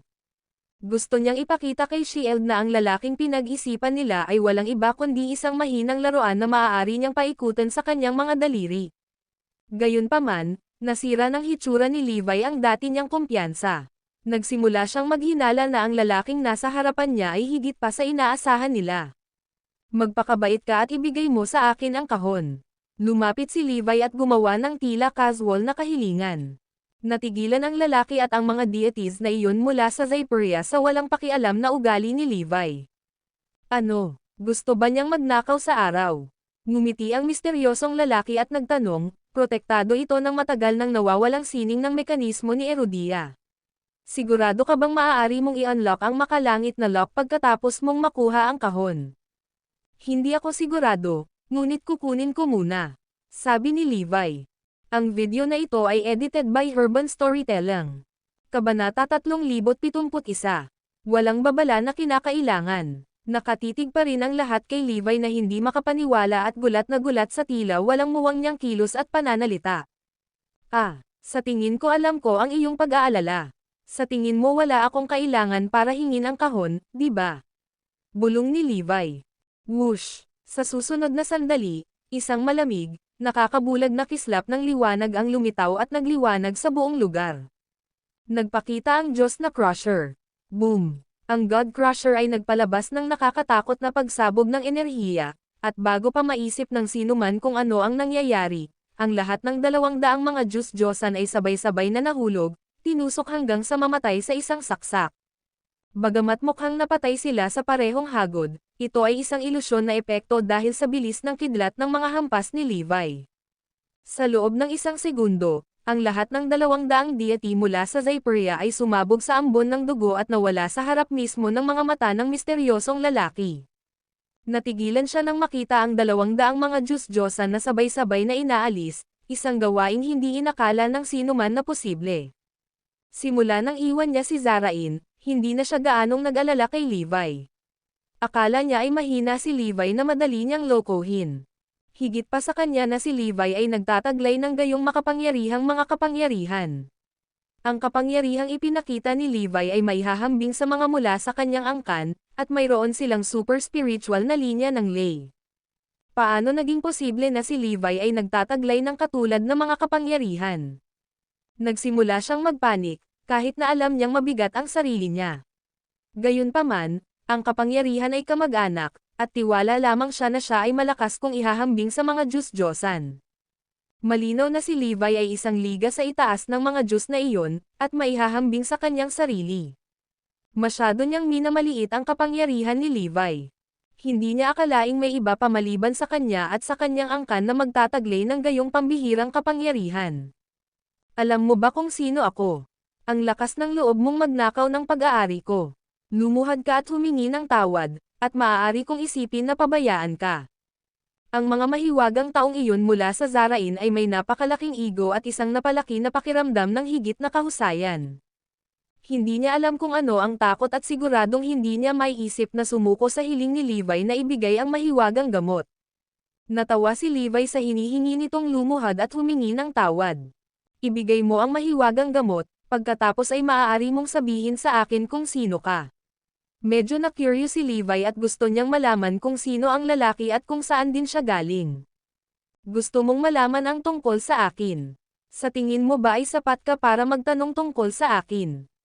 Hindi ikaw. Mayabang na gumanti ang lalaki, saka idinagdag, siguro pagod ka na sa buhay, kaya kalokohan mong iniisip na nakawin ang ari-arian ko. O talaga, kung ganoon ay baka tapusin na rin kita. Sagot ni Levi sabay tawa. Patayin mo, tapos kunin ko na ang mga gamit mo. Tungkol naman sa iyong pagkakakilanlan, sigurado akong malalaman ko kapag dumating ang iyong pamilya at mga kaibigan para maghiganti para sa iyo, sabi ni Levi. Whoosh! Ang God Crusher ay lumulutang sa hangin at tinutumbok ang misteryosong lalaki. Ang nakakatakot na kapangyarihan ay umaabot sa lalaki at naging dahilan upang mapa-atres ito sa takot. I doubt you dare to do that. Nagmamalaki pa rin siyang gumanti, sa kabila ng pagpapakita ng takot sa kanyang walang malay na mga galaw. Patayin. Malamig na utos ni Levi, at kaagad, ang God Crusher ay nag-transform sa isang kislap ng liwanag at dumiretso sa lalaki. Rumble, rumble, rumble. Ang misteryosong lalaki ay nagsimulang palibutan ang kanyang sarili ng isang kalasag ng malakas na enerhiya at ang mga singsing ng halo ay lumitaw sa kanyang mga braso. May mga kakaibang simbolo sa halos, at ang mga halos na iyon ay tila nagbibigay sa kanya ng nakakatakot na kapangyarihan. Nagtipon ang halos sa kanyang harapan at bumuo ng isang kumikinang na kalasag. Ang mga simbolo sa kalasag ay nakipag-ugnayan sa isa't isa at binigyan siya ng kapangyarihan ng tila walang katapusang espiritual na enerhiya. Ang kalasag ay tila hindi malalampasan at kayang tiisin ang pag-atake ng karamihan sa mga banal na kasangkapan. Sa kasamaang palad, siya ay laban sa Diyos Crusher.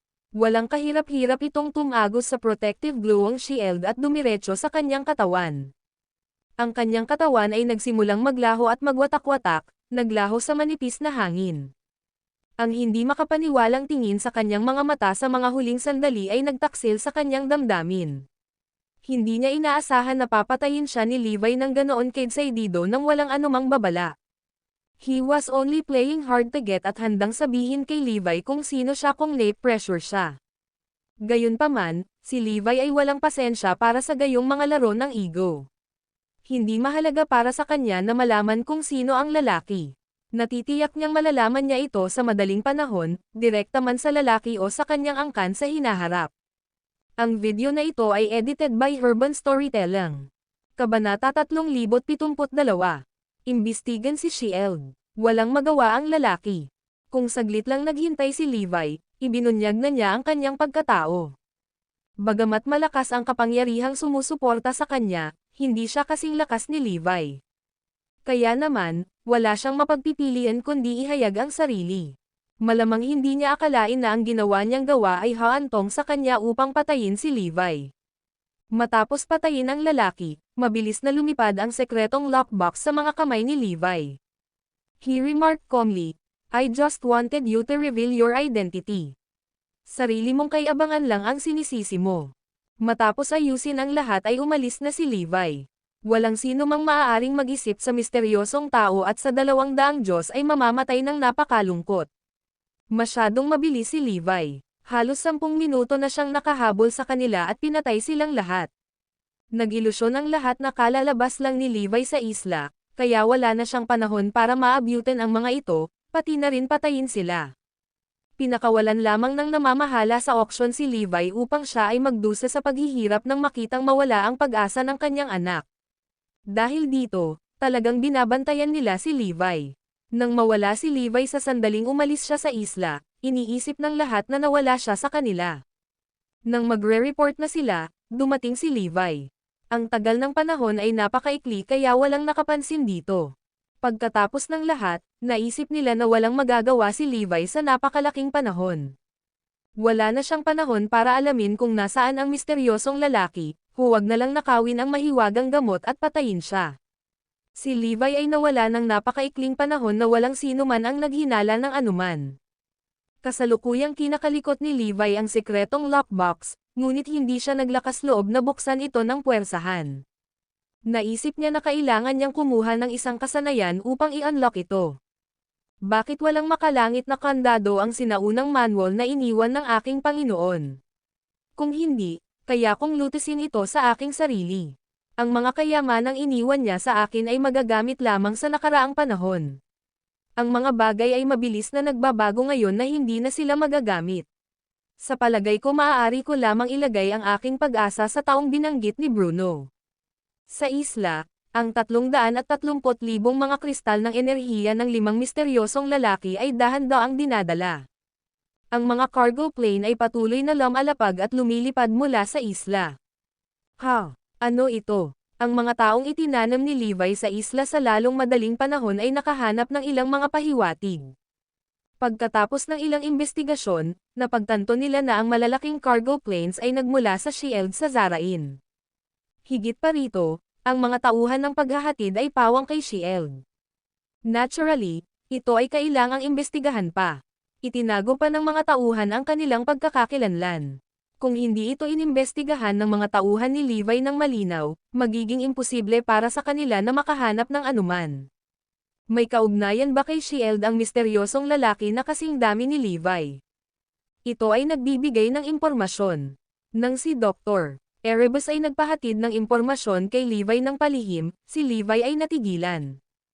Hindi niya akalain na may kinalaman si Zarain dito. Ang kapangyarihan sa likod ni Zarain. Noong sinalakay ng Defenders of the Galaxy ang testing ground ng Lab of Gods at ginamit ang mga espesyal na idinisenyong armas na iyon, naghinala na si Levi na maaaring may iba pang puwersang sumusuporta kay Zarain. Kung hindi, imposible para kay Shield na makagawa ng mga ganoong advanced na armas. Higit pa rito, ang The Infrangible Handcuffs na ginamit ni Shield sa kanya ay maliwanag na mas advanced kaysa sa teknolohiyang mayroon sila sa kasalukuyan. Pinatunayan nito na may isa pang organisasyon, katulad ng Lab of Gods, na sumusuporta kay Zarain. Naturally, walang nakakaalam ng anuman noon dahil ang lahat ng atensyon ay pinag-aralan sa mga nakaligtas na compound mula sa lugar ng pagsubok ng Lab of Gods. Ngayon na iniisip ko ito ay talagang nakakatakot. Nang nilamon ng enerhiya ang mundo, si Zarain ay nagkaroon ng sky barrier sa loob ng mga hangganan ng bansa upang harangan ang mga agresibong pinsala ng enerhiya. Ito ay isang mas mapaghamong proyekto kaysa sa Erudia's shelter. Pagkatapos ng lahat, ang isang hadlang ay maaaring masakop ang buong Zarain. Walang nakaisip tungkol dito dati. Gayunpaman, ngayong pinag-iisipan ito ni Levi, laking gulat niya kaya't pinagpawisan siya ng malamig. Ang kagamitan ay talagang nakakatakot. Ang video na ito ay edited by Urban Storytelling. Kabanata 3073. Mga pagpapalagay tungkol sa Sky Barrier. Ang teknolohiya at mga ginamit para sa Sky Barrier ay napaka-advanced na ito ay hindi maisip. Sa katunayan, wala saan man sa mundo ang sinumang nagtataglay ng gayong makabagong teknolohiya. Nang ma-activate ang Sky Barrier, lahat ay namangha. Nag-iisang binago nito ang lahat sa lugar na iyon, na para bang lumikha ito ng ganap na independenteng mundo mula sa lahat ng dako. Kahit na ang puwersa at magnetic field ay ganap na nabago. May isip lamang ng isa kung gaano kakilakilabot ang hadlang na magkaroon ng gayong kapangyarihan. Walang sino man ang makakaunawa kung magkano ang dapat na gastos upang maisakatuparan ito. Ito ay hindi isang teknolohiya na maaaring umiral sa mundong ito, kahit para kay Zarain. Bagamat medyo advanced na ang kanilang teknolohiya, hindi pa sila umabot sa ganoong antas.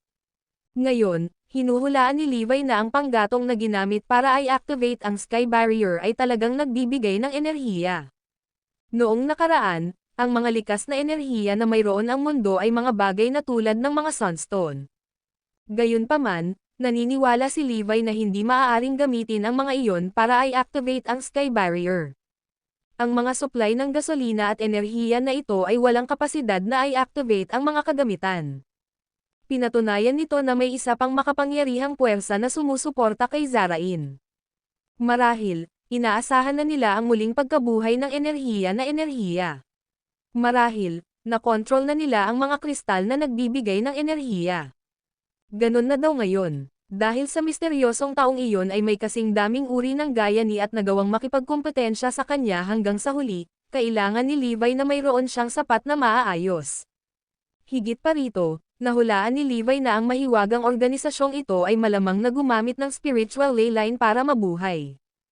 Isinasaalang-alang na mayroon silang napakayaman alang-alang, dapat silang magkaroon ng kontrol sa isang malawak na linya ng pagkakaroon ng mga linya. Kung hindi, para sa misteryosong taong iyon na makipagkompetensya sa kanya gamit ang mga imposibleng mangyari. Gayunpaman, hindi inasahan ni Levi na mayroon din silang super spiritual na ley line, isa na hindi mababa sa super spiritual na ley line sa South Pole. Sa wakas ay naunawaan niya kung bakit hindi nababalisa si Zarain sa kabila ng walang anumang mga Diyos-Diyosan, at hindi rin sila nagpahayag ng anumang impormasyon. May dahilan kung bakit balisa si Erudia. Kung wala ang mga Diyos, hindi maprotektahan ni Erudia ang sarili. Natural, matatakot ang mga tao sa bansa. Gayunpaman, dahil si Zarain ay may malakas na kapangyarihan na sumusuporta dito, hindi sila sa sinuman.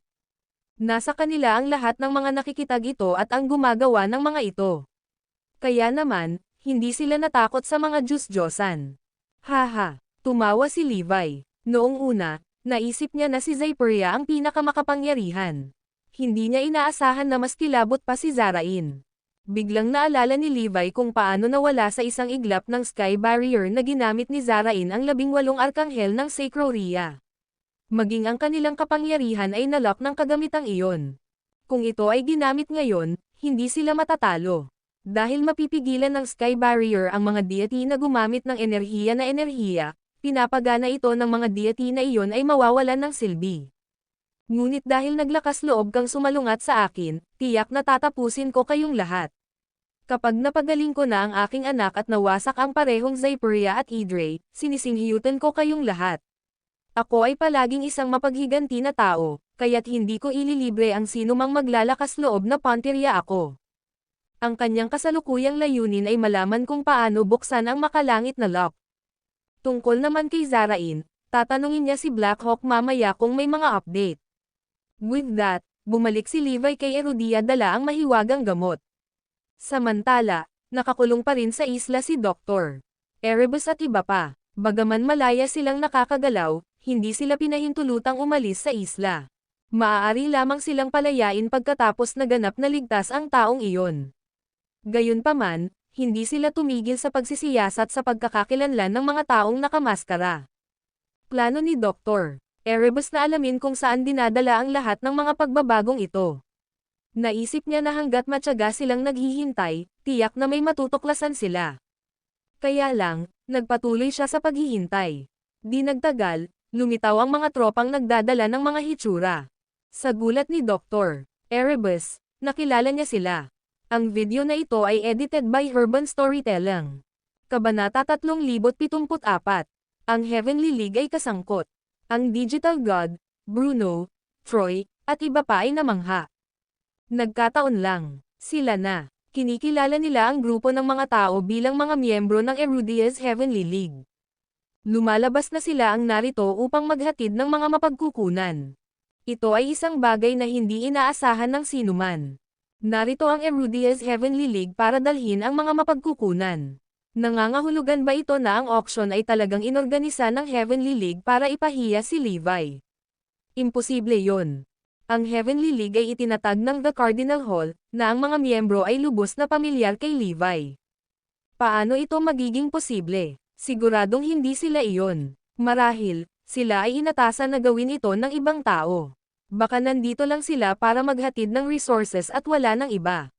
Ngunit, bakit ang Heavenly League ay kinaladkad dito, sa unang lugar?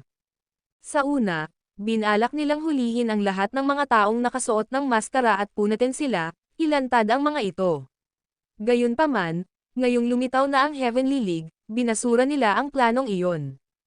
Maaaring maging mas komplikado ang mga bagay kaysa sa inaasahan nila, kaya hindi sila nang ahas na gumawa ng anumang walang ingat na mga galaw. Mas mabuting hintayin ang desisyon ni Levi. Nais pa rin nilang ipagpatuloy ang pagmamasid sa mga lalaking nakamaskara upang makumpirma ang kanilang pagkakakilanlan ng magkaroon ng kaguluhan. Nakatanggap lang sila ng balita na ang 200 deity mula sa Zyperia at ang misteryosong lalaking iyon ay naglaho sa hangin, kasama ang 10 Millennium Snow Lotus. Para silang pinatay. Hindi nagtagal, kinumpirma ito ng Zyperia. Naglagay sila ng chip sa bawat Diyos para masuri nila ang lokasyon at kalusugan ng mga Diyos. Gayunpaman, ang mga chips ay nagsiwalat na ang lahat ng 200 mga Diyos ay patay, na wala ni isa sa kanila ang nakaligtas.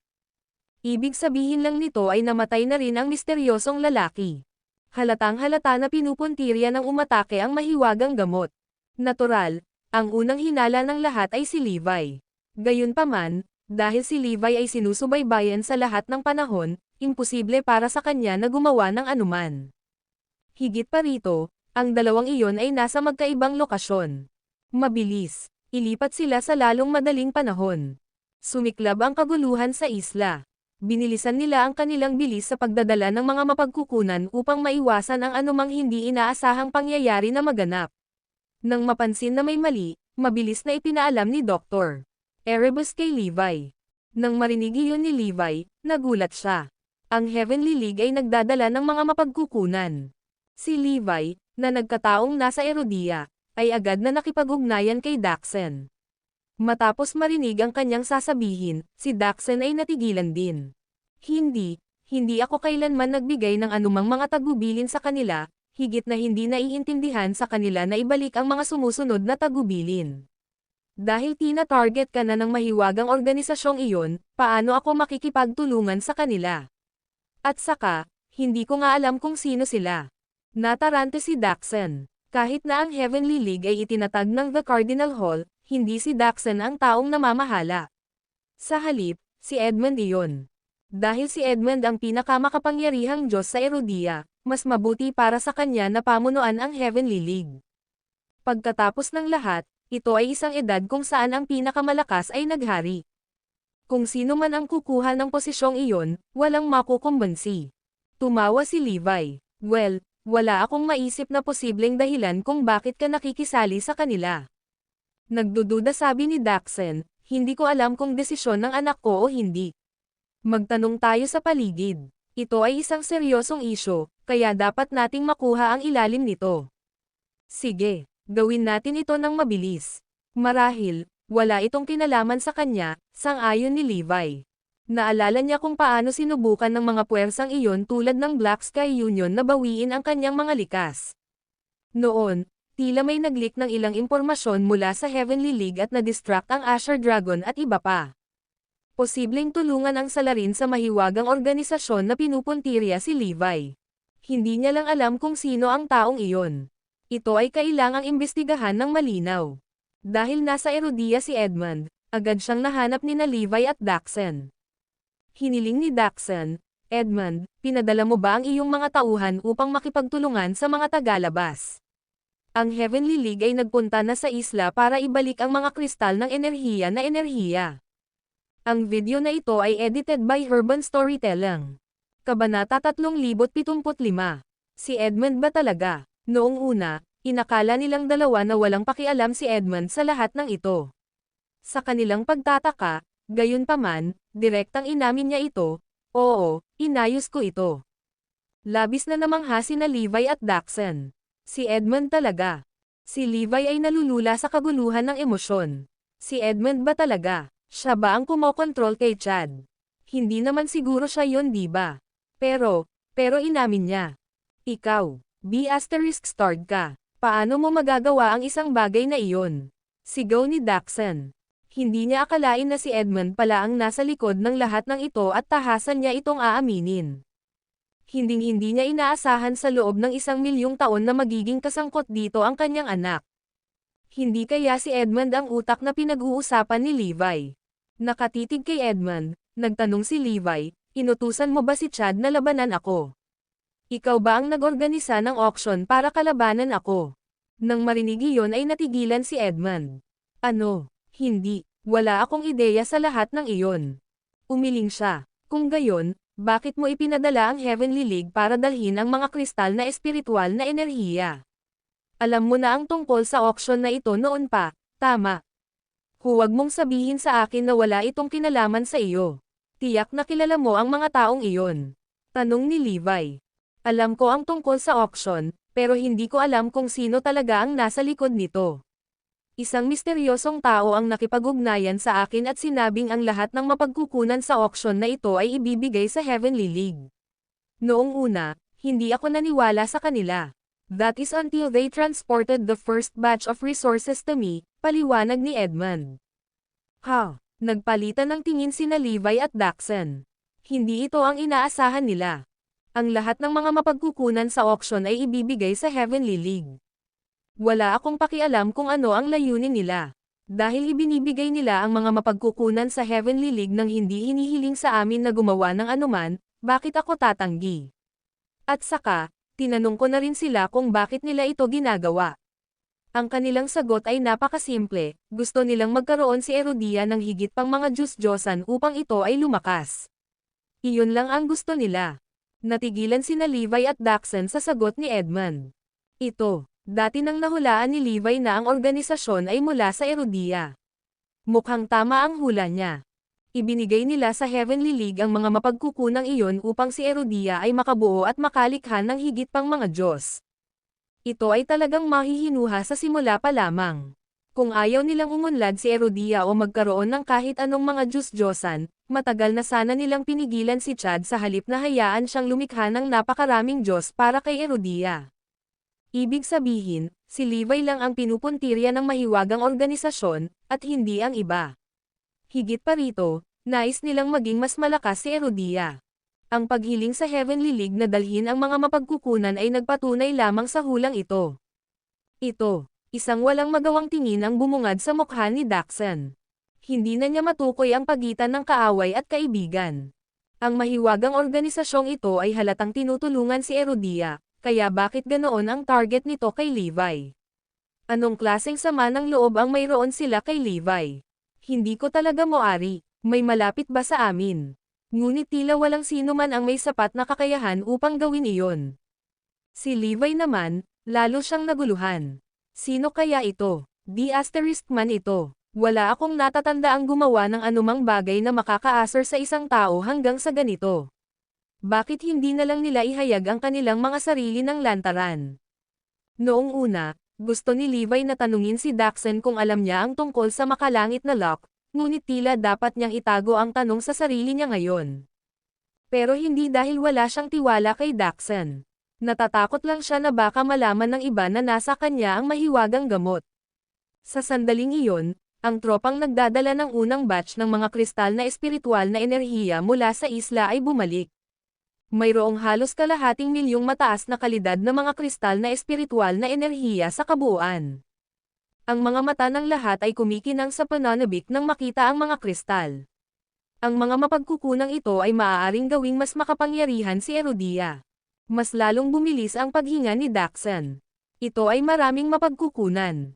Gayunpaman, tumawa si Levi at bamulong, okay lang kung gusto mong maging mas makapangyarihan si Erudia. Pero dahil ako ang pinupuntirya mo, magkaaway na tayo. Ipagdasal mo na sana hindi ko malaman kung sino ka. Dahil kung gagawin ko, lahat ng impyerno ay mawawala. Ang video na ito ay edited by Urban Storytelling. Kabanata 3076. Magsiyasat mula sa ibang anggulo. Hindi makontrol ni Levi kung ang mga bakas ay ibinigay sa Heavenly League o hindi. Sa katunayan, sinuportahan pa niya ito. Gayunpaman, dahil ang kabilang partido ay sumasalungat sa kanya, siya ay gumanti. Sa pagtitig sa umaatres na figure ni Levi, ipinakita ni Daxon at Edmund ang pagkalito. I wonder kung sino yung target ni Levi. Hindi makatuwiran kung gaano sila katigasan tungkol dito. At saka, kilala natin ang lahat kay Erudia na nasaktan ni Levi. Kaya sino pa kaya ito? Samantala, ang isla ay nasa pandemonium. Nang malaman ni Idre ang 200 mga Diyos-Diyosan na kanilang ipinadala ay napatay, natarante si Idre. Sila ay nasa lubos na kawalang paniwala. Sino ang gumawa nito? Marami silang hinala maliban kay Levi. Dahil nandoon lahat ng mga subordinate niya at may alibay siya, imposibleng may kasalanan siya. Ito ay gumagamit na mayroong napakaraming mga tao na ang kanilang mga mata sa mahiwagang mga numero ay higit pa sa aming mga inaasahan. Dahil ang mga taong nakakakuha ng mahiwagang gamot ay madaling maalis ang 200 mga Diyos-Diyosan mula sa Zypria, hindi sila dapat gawing trifle. Iyon lang ang naging conclusion ng lahat. Kasunod nito, pinalaya si Dr. Erebus at ang iba pa dahil hindi sila sospek. Sa una, nais ni Dr. Erebus na ipagpatuloy ang pagsisiyasat sa mga taong namamahala sa auction at makita kung sino sila sa ilalim ng mga maskarang iyon. Gayunpaman, natanggap nila ang mga tagubilin ni Levi na nagsasabi sa kanila na bumalik. Ang gawaing organisasyon ay nag-isip tungkol sa bawat hakbang ng detalyado. Ito ay malinaw sa kung paano nila hiniling sa Heavenly League na dalhin ang mga gagawin. Alam talaga nilang si Levi ang mag-iimbestiga kung sino ang mga lalaking nakamaskara na iyon. Kaya naman, kahit na siya ay pumunta upang imbestigahan ito, hindi niya mahanap ang anumang bagay. Dahil ito ay walang kabuluhan, hindi na kailangang magpatuloy sa pagsisiyasat. Mabilis na ipinatawag ni Levi si Dr. Erebus at ang iba pa at inutusan si Cyrus na bantayan mabuti ang mga nangyayari. Hindi nagtagal, bumalik ang lahat. Nang makita nila si Levi, tinanong nila, nakuha mo ba? Kinawian ni Levi ang secret lockbox sa kamay niya. Aasahan kita, Bruno. Humanap ng taong makakapagbukas ng makalangit na kandado. Ito ang pangunahing dahilan kung bakit hiniling ni Levi na bumalik sila. Alam niyang si Bruno lang ang makakatulong sa kanya sa makalangit na kandado. Huwag kang mag-alala, Master Garrison. Ipauwi mo sa akin ang lahat. Mabilis na pumunta si Bruno para isagawa ang kanyang mga utos. Inutusan din ni Levi si Weldon at ang 3 pang tao na sundan siya, para maprotektahan nila ang isa't isa. Sa sandaling ito, si Levi ay napuno ng kuryosidad at galit patungo sa gawaing organisasyon. Kung tutuusin, kahit ang katotohanang may puwersang umaatres kay Zarain ay alam ni Levi. Ang mahiwagang organisasyon ay ang tanging nananatiling nakatago sa pagkakakilanlan. Lahat ng tao ay ganap na walang alam kung sino sila. Hindi namin alam kung saan kami magsisimulang mag-imbestiga. Bulalas ni Dr. Erebus. Kinagat ni Levi ang kanyang mga labi at nagkomento, marahil, naghahanap tayo sa maling direksyon. Sinasabi mo ba na dapat nating imbestigahan ang ibang tao, Mr.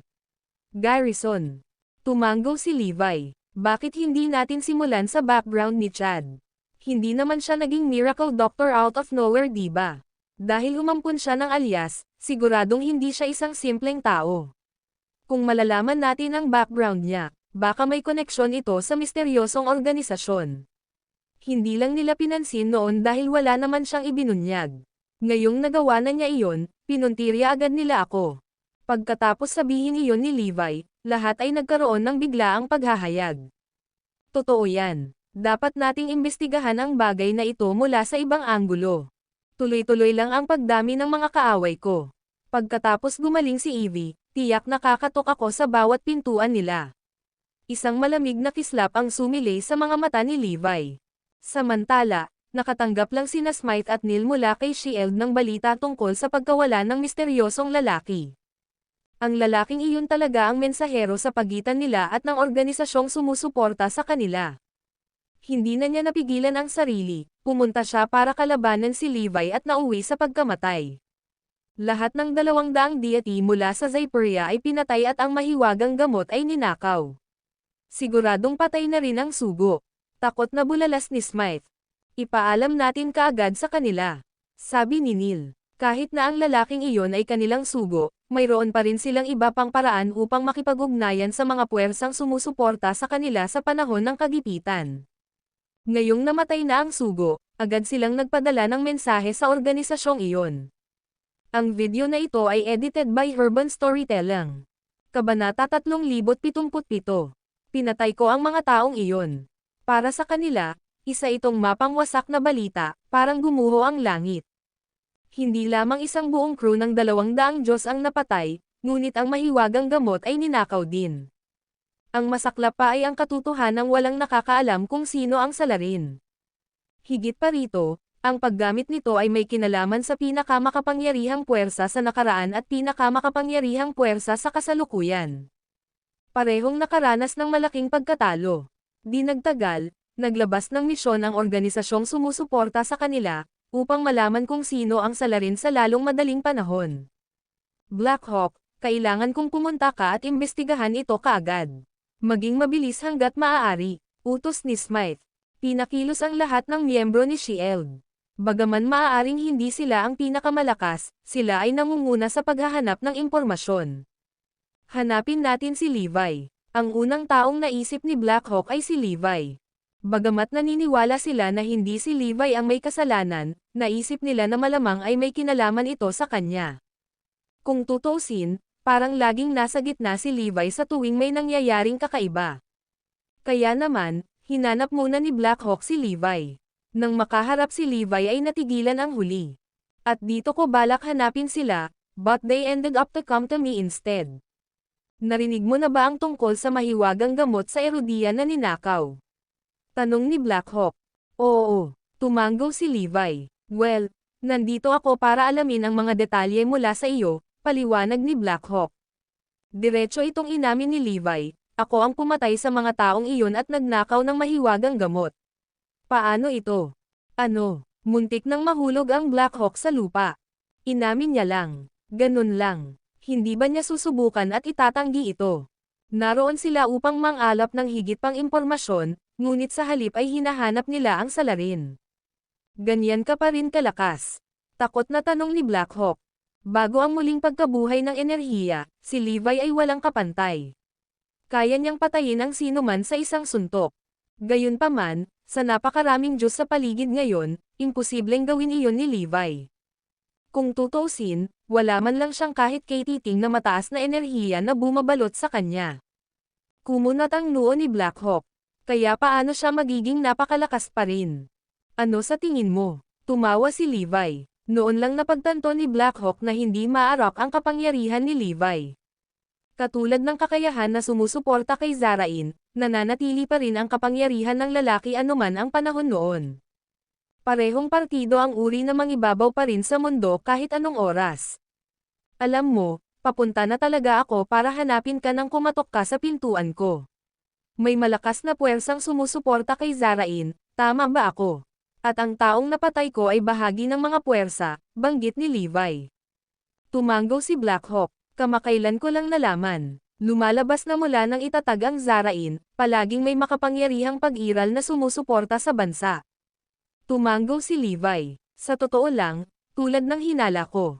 Ang organisasyong sumusuporta sa iyong bansa ay napakalakas na mayroon silang daming gusto ko. Oo, ang kanilang kapangyarihan ay walang kapantay. Anuman ang panahon, mananatili pa rin sila sa sarili nilang liga. Ang pangunahing teknolohiya na mayroon sina Shield at Zarain ay ibinibigay nila. Iyon ang dahilan kung bakit ang ating teknolohiya ay mas advanced kaysa sa iba pang bahagi ng mundo. Ipinagpatuloy ni Blackhawk, pagkatapos ng pagtatayo ng pagkabuhay na muli, nagsimulang lumitaw ang mga deity sa lahat ng dako.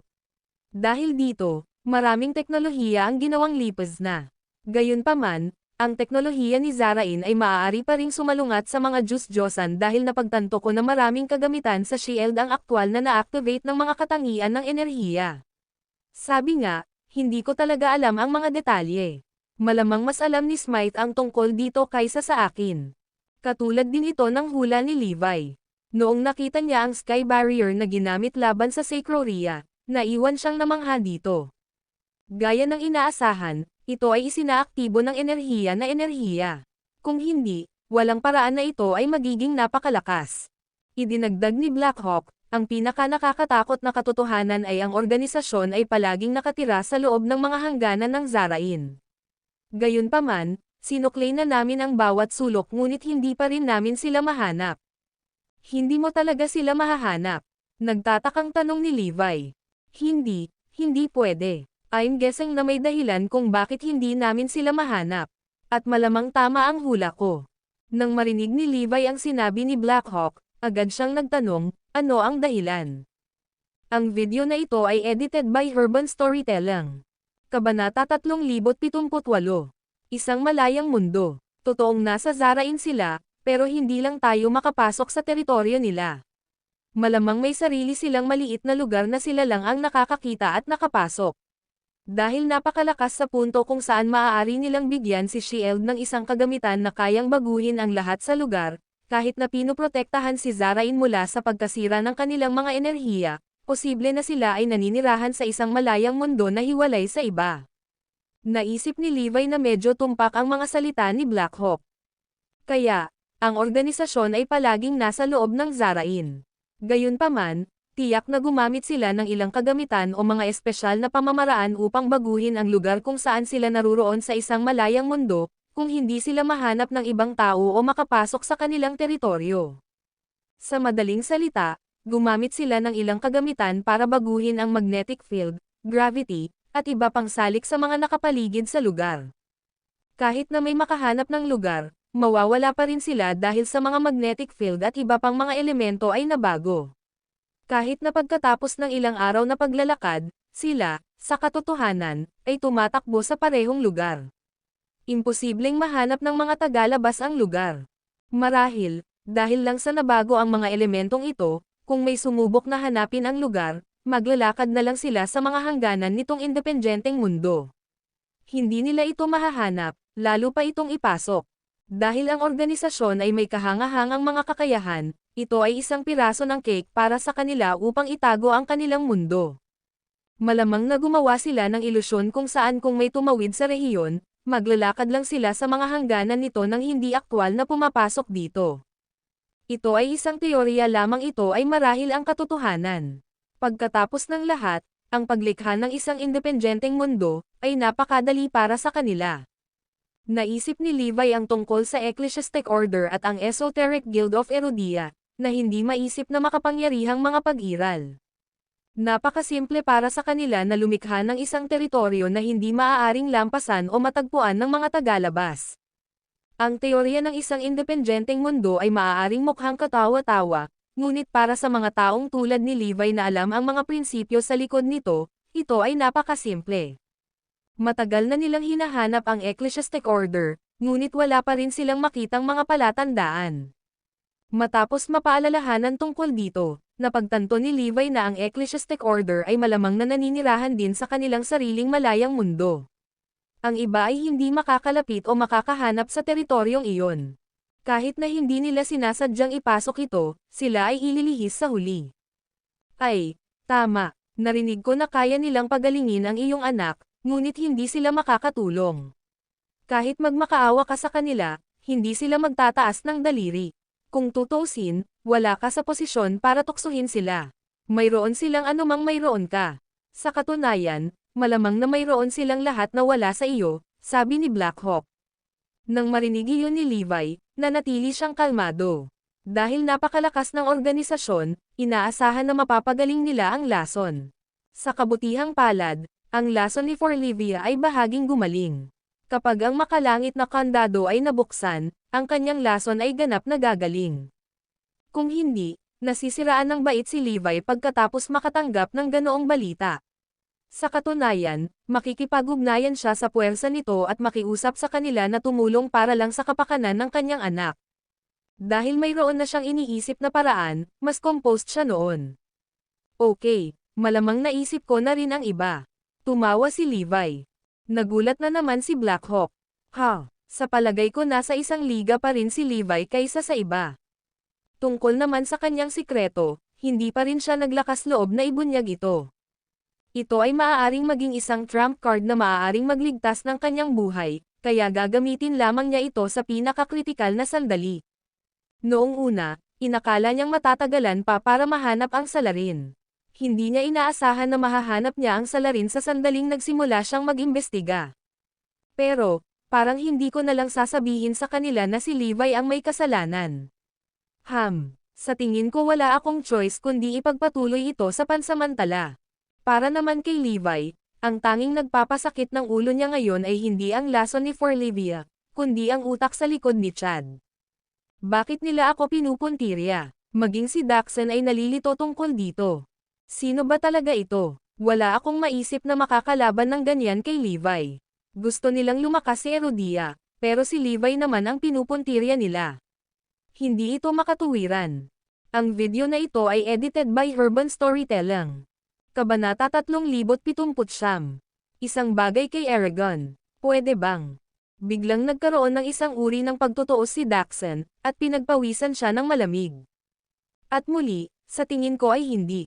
Duda ako na may anumang sama ng loob sa pagitan nila ni Levi.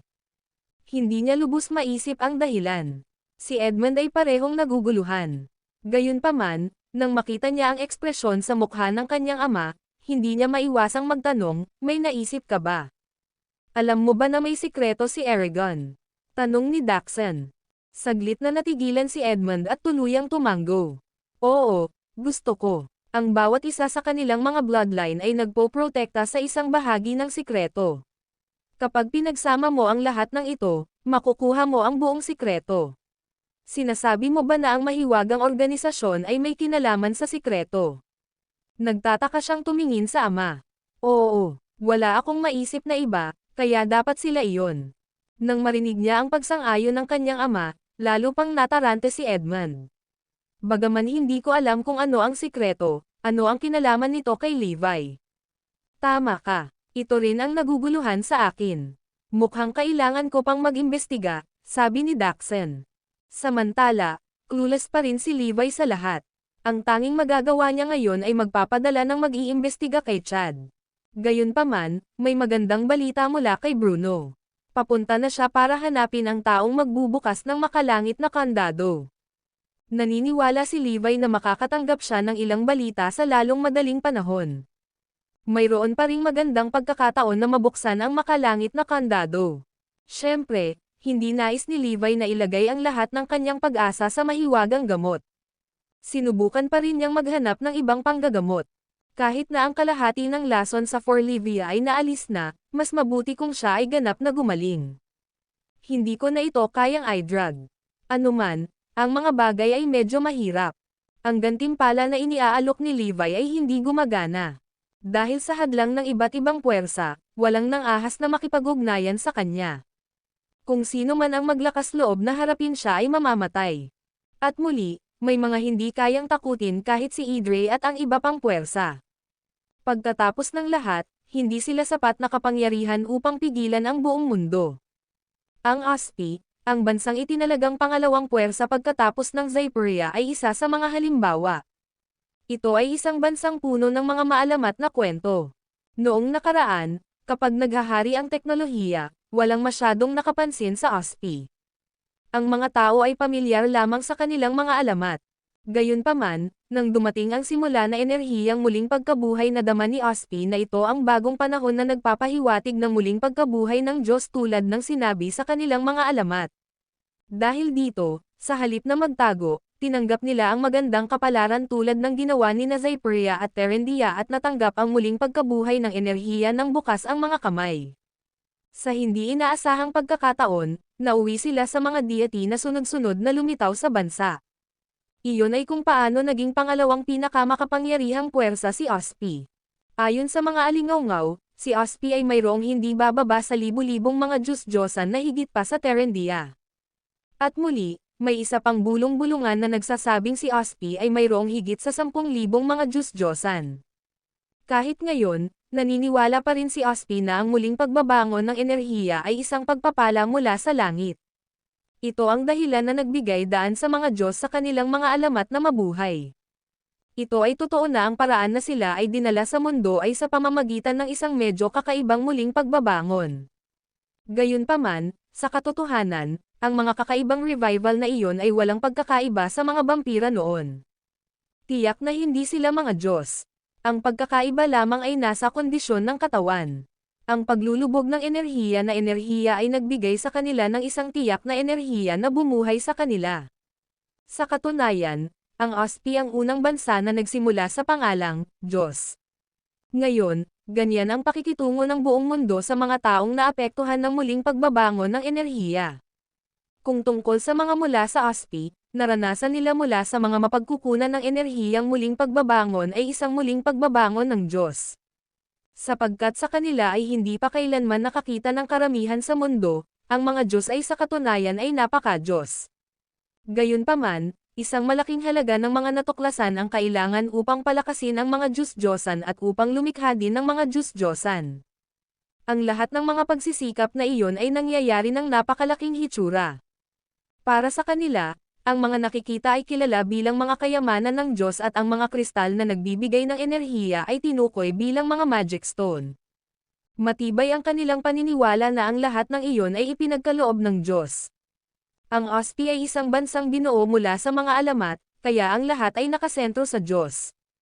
Doon, naniniwala sila na ang lahat ng mga Diyos-Diyosan ng mundo ay bukod sa kailangang sundin sa kanila. Ang video na ito ay edited by Urban Storytelling. Kabanata 380, Sentro ng Universo. Dahil ang mga kayamanang iyon ng Diyos ay pag-aari ng Aspi, naisip nila na hindi na sila dapat na ma-share ng mga ito, at dapat silang sundin ng lahat. Bagamat silang gaanong masasabi sa nakaraang panahon, sa kasalukuyang panahon ng pagtaas na muling pagkabuhay ng enerhiya at muling pagkabuhay ng mga Diyos-Diyosan, si Ospi ang dapat na siyang huling sabihin. Pagkatapos ng lahat, ang Ospi ay ang bansa ng mga alamat. Dahil dito, ang lahat ng mga nabubuhay ay pag-aari nila, at lahat ng mga Diyos ay dapat sumunod sa kanilang mga utos. Ang una nilang gawain ay kumbansihin ang Xperia na sundin ang kanilang pangunguna, ibigay kay Ospi ang kanilang mga ginagawa, at ibigay sa kontrol ng mga Diyos-Diyosan. Siyempre, walang paraan na sumang-ayon si Zypria sa mga tuntuning iyon. Sa katunayan, inakala pa nila na si Ospi ay delusional at ang bawat isa sa mga mamamayan ni Ospi ay baliw. Nang walang sinasabi, pinatay ni Zypria ang lahat ng pumunta sa kanila. Sinabi ni Zypria na papatayin nila ang sinumang taga-Ospi na nang-ahas na bumalik. Bilang isang tunay na makapangyarihang bansa, ang Zypria ay may higit na mga Diyos kaysa sinuman. Malinaw, kahit sino ay matatakot. Kahit na ang mga tao mula sa Ospi ay may sakit sa kanilang mga ulo, sila ay natatakot na mamatay din. Malinaw na hindi magbibigay ng ad asterisk man si Zypria kung sila ay may sakit o wala. Kung sino man ang nang-ahas na guluhin sila, papatayin nila. Iyon ay kung paano nila pinamamahalaang upang panatilihin ang Ospi sa tseke. Kung hindi, ang Ospi ay naglunsad ng mga pag-atake sa buong mundo. Noon pa man ay nais nilang pamahalaan ang lahat ng mga uri. Sa simula pa lang, naramdaman na ni Ospi na sila ang sentro ng universo. Lahat at anumang bagay na may kaugnayan sa Diyos ay pag-aari nila. Ngayon pa lang, nagtitiis lang sila sa katahimikan at sinusubukang pataasin ang kanilang kapangyarihan para malampasan nila ang Zypria. Nais ni Ospi na sakupin ang mundo at maging ang bansang mamumuno sa mga Diyos-Diyosan. Ngunit pansamantala, ang buong Ospi ay nagpapanatili ng mababang profile. Kailangan pa nilang itakda ang kanilang misyon na kontrolin ang mga gawain at mga Diyos-Diyosan ng buong mundo dahil ang layunin nila ngayon ay maabot ang Zyperia. Walang paraan si Ospi na kumilos kung hindi nila malalampasan ang Zyperia. Kaya naman, ginagawa nila ang lahat ng kanilang makakaya upang madagdagan ang kanilang lakas at gumawa ng higit pang mga Diyos. Higit pa rito, nahukay pa nila ang mga kakaibang nilalang na natutulog ng mahimbing sa loob ng maraming taon at umaasa na bubuhayin sila ng mga katangian na enerhiya. Iyon ang dahilan kung bakit tumanggi si Ospi na lumahok sa anumang pagtatalo sa ngayon. Masyado silang low-key na walang engagement mula sa kanila. Kahit na ang Zyperia, Terendia, o Hoan ay hindi maaaring maging maingat gaya ng Ospi. Sa katunayan, karamihan sa mga tao ay hindi lang alam ang pangalawang puwersa sa mundo. Sa kabilang banda, narinig ni Levi ang tungkol sa mga operasyong nagaganap sa Ospi.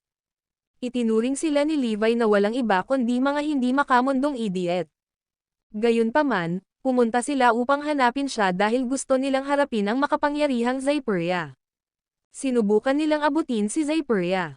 Napagtanto ni Ospi na hindi lamang nabigo ang agwat sa pagitan ng dalawang bansa, ngunit ang pagkakaiba ay naging mas malaki. Sa sapat na tagumpay at tagumpay ng eksperimento ni Idre, ang produksyon ng mga deity sa Zyperia ay tumaas. Sa bilis na ito, walang paraan na makakahabol si Ospi. Higit pa rito ang katotohanan na ang Osp ay nakakaranas ng kakulangan ng mga paglabas ay nagpalala pa nito. Matapos mag-isipan ang lahat ng kanilang mga problema, nagpasya silang ituon ang kanilang mga tingin kay Levi. Kung tutusin, kilala si Levi sa kanyang malawak na yaman. Siya lang ang pagkakataon nila para makahabol kay Zyperia. Sa totoo lang, matagal na nilang pinag-isipan ang bagay na ito ngunit hindi sila gumawa ng anumang aksyon. Kamakailan lamang nang marinig nila ang lihim na si Idre ay gumawa ng 10,000 mga Diyos-Diyosan para sa Zyperia ay nagpasya si Ospi na hanapin si Levi para sa tulong. Alam ni Idre ang tungkol dito ngunit tiyak na walang kapangyarihang pigilan sila. Kahit na magpadala si Zyperia ng 800 mga Diyos, hindi ito sapat para pigilan sila. Nababatid na nila ang paggamit ng buong puwersa, sila at ang iba pang bahagi ng mundo ay hindi mapipigilan si Ospi. Kaya naman, kahit alam ni Idre ang tungkol dito, wala silang magagawa. Nang lumapit kay Levi ang mga taga-Ospi na iyon, na-curious din siya. Anong ginagawa nila dito? Nandito ka ba para sa reward?